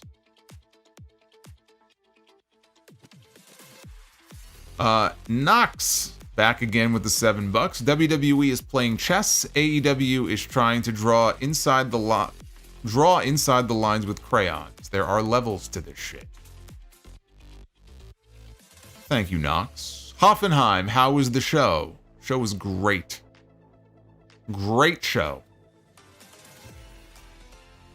The Winston Slip, any old gimmick matches WWE should bring back? No. Although I was always a fan of the Buried Alive match. I guess you would consider that an old gimmick. I guess. When was the last Buried Alive match we had? I guess probably... I don't know. Has it been like 20 years? It's been a while since we've had a Buried Alive match. I'll say Buried Alive. There's something about that. I just really enjoyed that. I don't know. Just climbing the mound of dirt. There's the open hole. You know, you got to throw the guy in the hole. I know it sounds ridiculous, but I always liked that match. I will never forget the time that Big Show made Mankind bounce. When he threw him from the stage to the mound of dirt, and with one bounce, he bounced into the grave. How that man is able to stand straight and walk today, I have no idea. I have no idea. I know I don't count the Boneyard match. The Boneyard match was the Boneyard match. The Boneyard match was not a Buried Alive match. So that doesn't count. Although I like the Boneyard match. Hoffenheim, did Joe Hendry had an impact? He made an impact. Sorry to correct you. The nerd in me came out. He made an impact. And yes, he did. Apparently, the segment with Joe Hendry, I think on Twitter, on X, had like 7 million views. So apparently he made an impact this week. It will not be the last time that we see Joe Hendry on NXT. Javier says, do you think Uncle Howdy is going to have a big match at SummerSlam? And if so, against who? Do you see him as a future world champion? I mean, are we really doing this? Like, they just debuted this week. We don't need to be talking about Uncle Howdy as a world champion. No. The answer is no. As far as a match at SummerSlam, I would expect him to have a match at SummerSlam, but I don't know what they're going to do. I don't know how often the members of this faction are going to be wrestling. I don't know if they're going to have the other members wrestle first and Howdy will just watch. I don't know. I would expect him to. I could see Braun Strowman potentially being a target for the group. Maybe Howdy and Braun can be a match. I don't know. I really don't know where they're going to go with this Wyatt 6 stuff.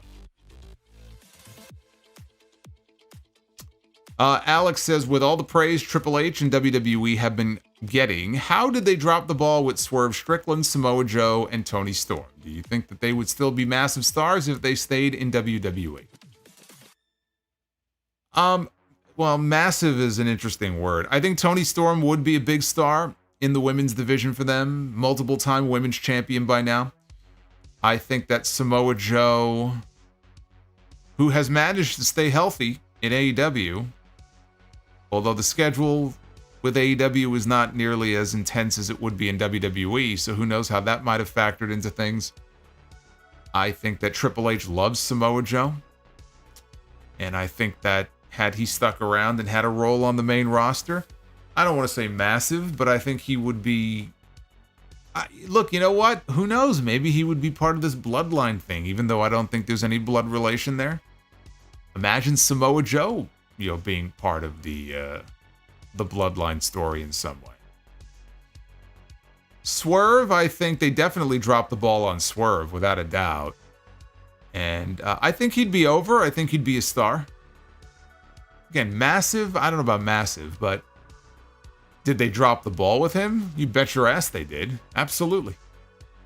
He should be on their roster right now. He should be on SmackDown or Raw as we speak. That's their fault, not his.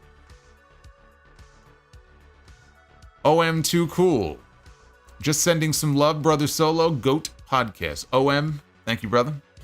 Hoffenheim. And this was not, by the way, I see, you guys educated me about what CM Punk was doing to Drew McIntyre at Clash at the Castle. I thought he was just giving him the peace sign.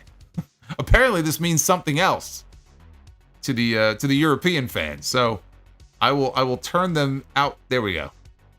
OM, thank you, brother. Hoffenheim. How old are you, Solomonster? Old enough. Old enough. William Valencia, do you think the honorary Us, Sami Zayn, helps Roman and the Usos? I don't. I just think that story has played itself out, although Sami and Jey Uso have maintained their friendship, so I guess you can't rule it out. I'll tell you what, if they do end up in a situation where they're one man short, then yes, I could see Sami Zayn getting involved. So if the odds need to be evened, given that FATU ended up on the other side, because of the friendship that Sami and Jey Uso still have on TV, I could see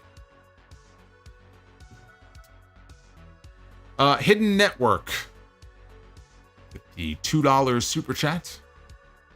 What the fuck is Triple H and WWE drinking? I thought Raw was great, but SmackDown tonight was the best show. 10 out of 10. Adam Casper with the $20 super chat. Adam, if I had a drink in front of me, I would salute you, sir. I have a pen, so I will salute you with the pen. It's not as good as a drink, but it'll have to do. Happy Friday night into Saturday morning, and everyone, to me and everyone, I'm enjoying a White Claw more than Tony Khan is right now. You could do better than that. I tried a White Claw once. Didn't do it for me.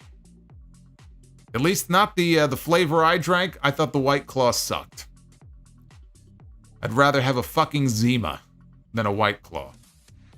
But hey, if you enjoy it, more power to you. It's not my thing. Barry MK, Uncle Howdy, 2025 Hall of Fame. All right. All right now. And Hoffenheim. Brother and sister, we have over 1,000 people here. Why don't we have over 1,000 likes? Click the like button if you want it or not. What'd the kids say to the British Bulldog at Wembley in '92? The British Bulldog is going to win whether he wants to or not. That still lives rent-free in my head. And Jungle Jesus with the $2. I'm 42 today. Well, happy birthday to Jungle Jesus. Everybody wish Jungle Jesus a happy birthday. And Hoffenheim says, White Claw sucks. That's right. I'm going to start a club. WCS. The White Claw sucks crowd. Or club. And crowd. The Real CS has a super chat coming in. Vince is not the only one to blame with Swerve. Triple H misused him as well. Outside of him being the North American champion, I don't remember a single good thing he did in NXT. I enjoyed those vignettes of him in the studio when he would cut promos. I thought those were good. Look, I said they dropped the ball with him. That includes Vince. That includes Triple H. I don't think Swerve was very enamored with Triple H or how he was used there either. So they definitely missed the boat on him for sure. And Adam Casper says, maybe a twisted tea. Yeah, I've not had a twisted tea, believe it or not. I have not tried a twisted tea. I have not tried a Mike's Hard Lemonade. I have not tried a Woo Energy. And I do not plan on trying Hulk Hogan's Real American Beer. Brother, you can't make me. We are currently sitting just below, less than 10 likes away from 600. I know we can do better than that. So go ahead and hit that like button if you would be so inclined. That would make me very happy here on a Friday night. And I'm going to make you guys very happy because we're going to go ahead and be the booker. Ladies and gentlemen, it is now time to be the Booker. Deputy Dog says, have I tried Austin's beer? I have. He has a beer in it, like a lager, I think, or he has two different ones. The IPA I tried. I'm not really an IPA guy. The IPA is good. I didn't hate it. So I did try Austin's beer. I mean, it's Austin. Come on. It's Stone Cold Steve Austin. Of course I have to try it. Shout out to Poncho and Macho. I am very much enjoying Stone Cold becoming a cat dad and following all of his videos on Instagram when it comes to Macho and Poncho. All right, we're going to kick things off here in Tag Team Be the Booker as we attempt to book some random-ass matches and see what we come up with. And we begin with Bryan Danielson and Jon Moxley, who is looking at something in the ceiling that we can't see. I don't know what he's looking at, but we have the Blackpool Combat Club starting us off here.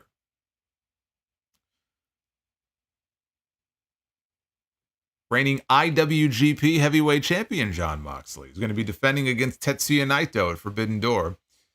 Moxley and Bryan Danielson going to be taking on the Hitman Bret Hart and Jim the Anvil Neidhart. The Hart Foundation, which MLW recently tried to trademark, and that trademark has been opposed by WWE, so we will see what happens there.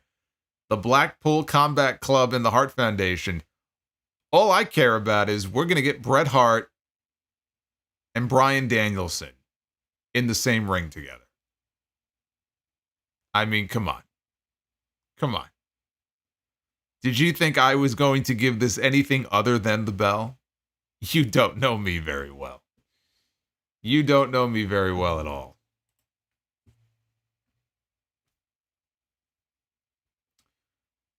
All right, that's how I like to start this out. Now we go to the ladies. We begin with the doctor. The doctor is in. Dr. Britt Baker, DMD. I think she's been out for over a year. She's been out for a very long time. Former AEW Women's World Champion Britt Baker is kicking us off in Be the Booker. Anvil against Mox. Hey, I'm not saying Anvil against Mox wouldn't be good. I'm just saying it don't compare to Brett and Danielson. Come on now. All right, Britt Baker going to be taking on Queen Zelina. Britt Baker and Zelina Vega are going to go one-on-one. How are we feeling about this? Britt Baker and Zelina Vega. I'll give it the bell. It's not a terribly enthusiastic bell, but I will give it the bell. I'm going to give it the bell. I've seen Zelina when she's able to go out there and do her thing. She's had some good matches before. And Britt Baker has also had some good matches, and it depends on who she's in the ring with. But I'll give it the bell. Again, I could have gone either way on that one. I'm feeling a little generous tonight. Now we come to our main event. Look, everyone, Here we go. It's Samoa BRO. Alfonso coming in with the $20 Samoa BRO. Thank you, Alfonso. Actually, it's the $18, but anything between $18 and $19.99 registers as Samoa BRO. When we hit 20, that's when you get creepy Jeff Hardy. Got to pay attention to those amounts down below. All right, here we go. We begin with Tommaso Ciampa, the former NXT champion, Tommaso Ciampa. We saw him on SmackDown tonight briefly, but he was there in a backstage segment. Tommaso Ciampa and Johnny Gargano had a very memorable feud in NXT many years ago during the Black and Gold days. Perhaps we will land on Johnny Gargano here. Ciampa. One-on-one. With ravishing Rick Rude. Wow. You know, Rick Rude and Tommaso Ciampa is one of those, again, it's one of those matches I never would have thought of, but yeah, I dig that. I dig that a lot. How about Rick Rude and Tommaso Ciampa for the Intercontinental title? Would have been, how's that for a feud? How's that for a program? There you go. Clean sweep. We did it again. When you hear that sonic sound, you know what that means. That means a clean sweep has taken place. Did we have a clean sweep for all 3 streams this week? I think we did on Monday, and I'm almost positive we did on Wednesday. I think that was a perfect week.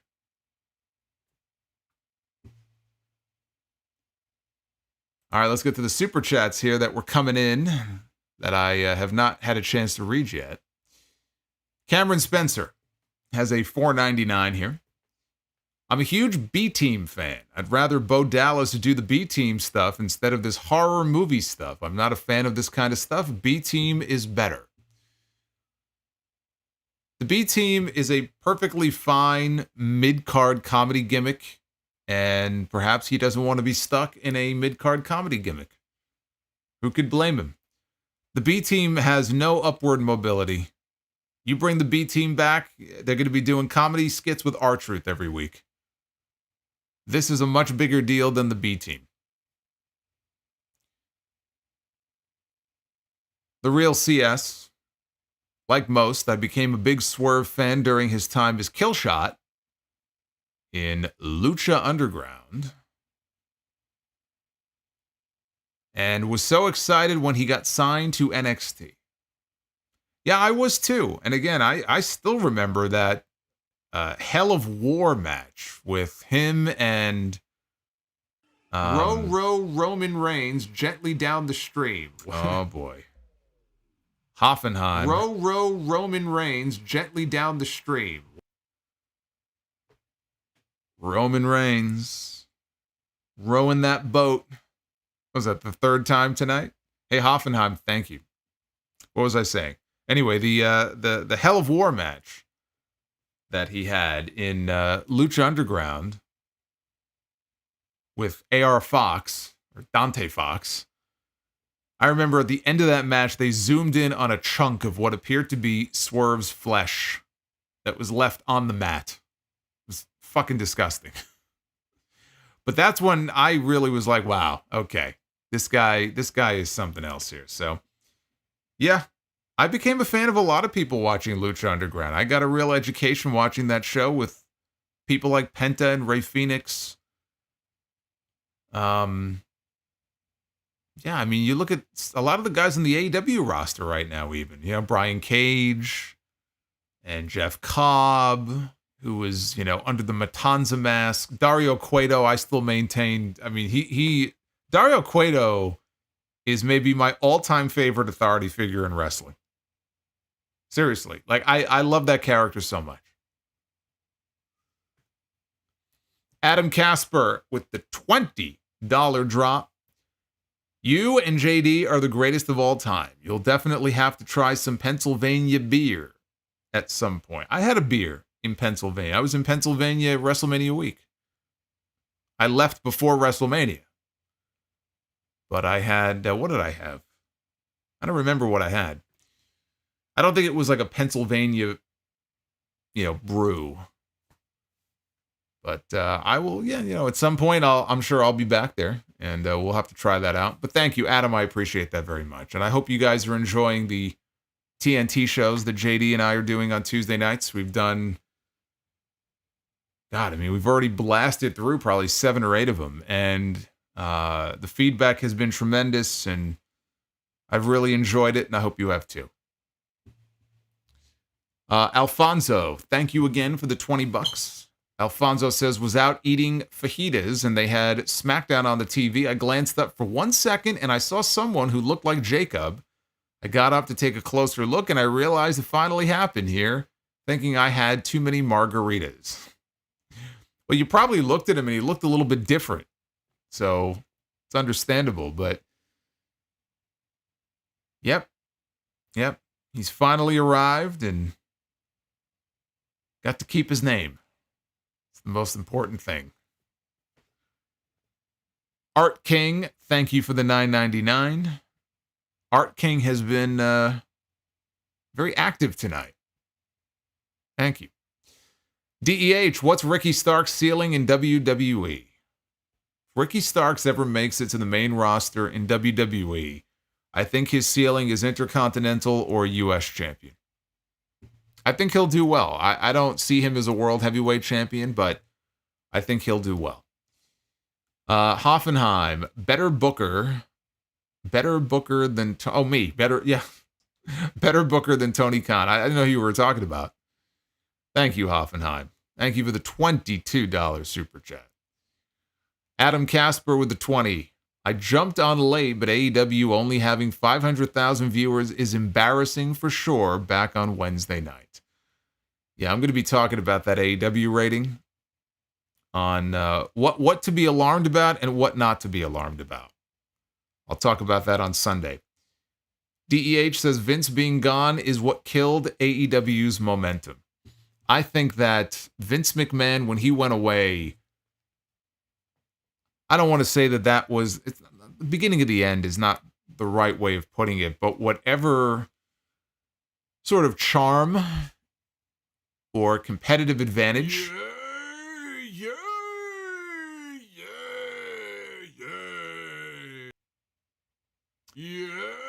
Hey, Jungle Jesus, thank you very much. Always good to see Bushwhacker Solomonster. He pops up randomly every now and then, you know. I keep him locked away in the closet. He comes out every now and then. But I think the competitive advantage that AEW had, or one of them, was the fact that, hey, we're not WWE. You know, when WWE's product was arguably at its worst, or one of its worst periods, that's when AEW started. It was 2019. We had some terrible Raws that year. So they came along at just the right time. When Vince went away and the product started to improve, it took away that competitive advantage that, hey, we're not them. All of a sudden, a lot of people who didn't like them were like, hey, you know, the product is different now. The product is more enjoyable. And it took that away from them. And yes, I do think that hurt them.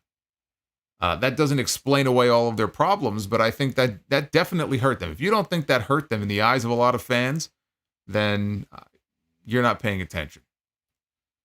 That was one of their selling points. Samoa BRO. It was one of their selling points. They lost one of their selling points. We're the alternative.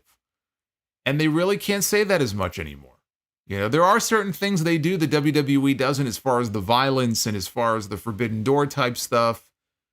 But honestly, I think over time, you're going to start to see that change as well, especially when they move to Netflix with Raw.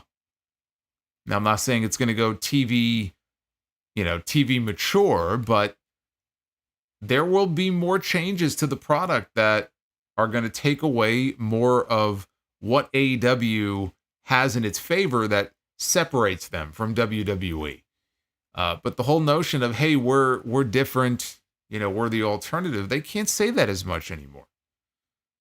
You know, they can't rely on that as a talking point like they could 5 years ago.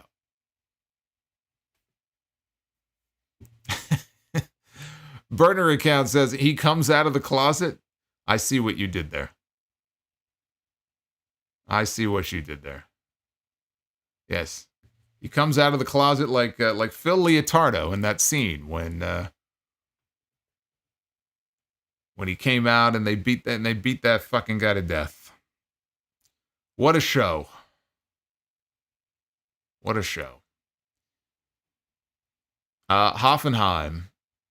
Which woman is a surefire Hall of Famer who is not one of the 4 horsewomen or Rhonda?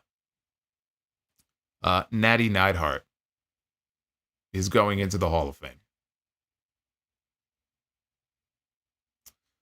Jungle Jesus, I'm 42. Am I older than the Solomonster? Who's 82? Or what does that say? Him 82? Tell you what, if I'm 82, I'm a damn good looking 82. Project Libertad. Bushy Road recently sold the rights to one of their big IPs to another company. Bushy Road recently sold the rights to one of their big IPs to another company. If this continues, do you think New Japan will be put up for sale? There's no indication of that, but anything's possible. I don't know enough about Bushy Road's goals or intentions for the future. Companies get sold, they get acquired all the time. But there's been nothing to indicate they have any interest in unloading New Japan. I think New Japan is still profitable for them. Adam Casper, Tuesday Night Titan show is more than awesome. Adam, I'm very happy that you feel that way. And hope you will continue to tune in. Tyler Floyd with the 1999. Wyatt's screw Rollins at Money in the Bank. Oh, that's the last thing Seth Rollins needs. To get dragged into another Wyatt feud. Occupies both after Monday, and nothing has to change for anyone else storyline-wise before or after this Monday and could carry through the next few months. Yeah, I don't know about that. I don't think that for the sake for Rollins' sake, I don't know that that's the best idea for him. Justin G, when will you and JD get the Killer Bees Photoshop? I don't know. If Lamont or Andy are watching, let's get a Killer Bees Photoshop going. They've been putting all these AI images together. Let's let them know. And Thunder Force, do you think AJ Lee should get involved in the McIntyre and Punk feud to get more heat on McIntyre? That was the idea that I pitched this week. In fact, I pitched it on TNT the other night. I said Punk comes out to make an announcement about his health. It's all happy. It's all jovial. Before he can get the news out, he gets attacked. But during his promo, he puts over the fact, like, it sounds like he's about to let us know he's been medically cleared. And during the course of his promo, he looks over and guess who's in the front row? AJ Lee. And she gets a nice reaction. And he puts her over and he talks about how I couldn't have done it without you. You were there with me every step of the way. You were looking after me, nursing me back to health. I love you, right? All this mushy crap. And then he gets attacked by Drew McIntyre right in front of her. She's sitting there watching this whole thing and she's practically in tears. And that's how I would have gotten her involved. If she doesn't want to get back in the ring and do a match and be involved in like a real program, then at least have her in the front row for this one angle. I mean, it would have put it over that much more. You know, beat this man up in front of his wife.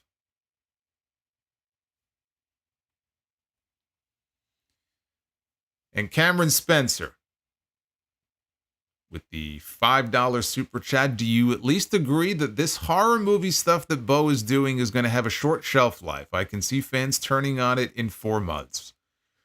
It will have a short shelf life if they don't handle it the right way. It's all in the booking, and it's all in how they handle these segments going forward. If it's going to be an every week thing, they're going to burn this shit out within a few months. If it's kept as special as it can possibly be, then I think it'll have a longer shelf life. But are we still going to be talking about the great presentation of the Uncle Howdy segments a year from now? No, it'll have to evolve into something else. And Bray was good at that. I mean, Bray evolved his character, right? Bray was the swamp leader, just still the best incarnation of Bray Wyatt. And he eventually evolved into a totally different character. And then when he came back in 2022, he had evolved into a different character, which really was just himself. Remember that first promo on SmackDown? He came out, he goes, I'm all nervous. Now it's the first time I'm putting myself out there just as me, the real me, right? You have to evolve. You adapt and evolve or you die. So this is very well done and very unique for now. But if they're doing the same stuff in 6 months, it's not going to work. You know, people will get tired of it. But that's on them, you know, to keep it fresh and keep it creative. You know, I want to keep an open mind about it because I know how important it is, I'm sure, to Bo and a lot of fans who did enjoy the Bray Wyatt stuff. And I enjoyed aspects of it as well. Like, I want to see it succeed. There was a lot of excitement coming out of the end of that Raw show on Monday. But I'm also a realist that I'm practical about these things. And the chances that this is going to have a short shelf life are very good. But let's let it play out and we'll see. We'll see if it turns out that way. These gimmicks in general, you know, I mean, you're on borrowed time with this stuff.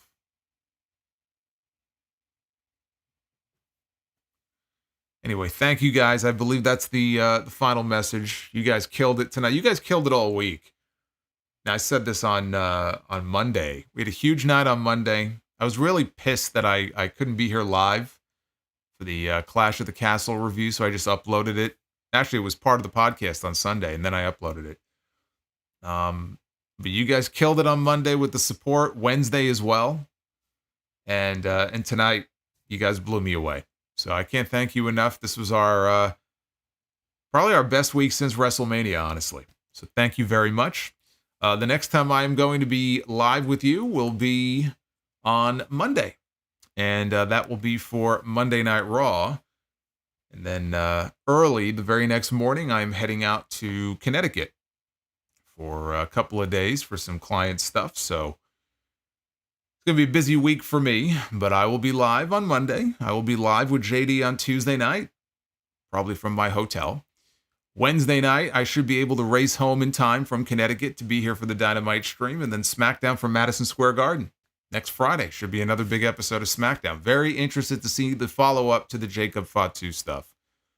And this Sunday will be episode 867 of The Sound Off. We'll talk Wyatt 6. We'll talk about the AEW ratings. Going to talk about Kota Ibushi. This guy, fucking guy. This guy will never learn. He'll never learn. And get those mailbag questions in as well. The Solomonster at gmail.com. I love hearing from you guys. Be well. Stay safe. Have yourselves a great weekend. Oh, wait, we got one more. From DEH Sires, we got a $4.99. When Orton turns on Cody, assuming it's a 3-match feud, why not have Orton create a new legacy stable and build 2 other guys in the process? I'm not really a big fan of rehashing past factions like that. I don't think it's necessary. I think the story is Cody and Randy. I don't think you need to introduce other people into it. So I don't think that's the direction I would go in with it. And if Orton was going to do something like that, then I think that could come later on, but it's been done already. You know, I mean, was he going to be like the new Jericho, who just keeps coming up with new groups where nobody gets over? I don't think it's necessary. But thank you. Have yourselves a great weekend. And I will see you next time for more Sound Off Live on YouTube. Hit that thumbs up.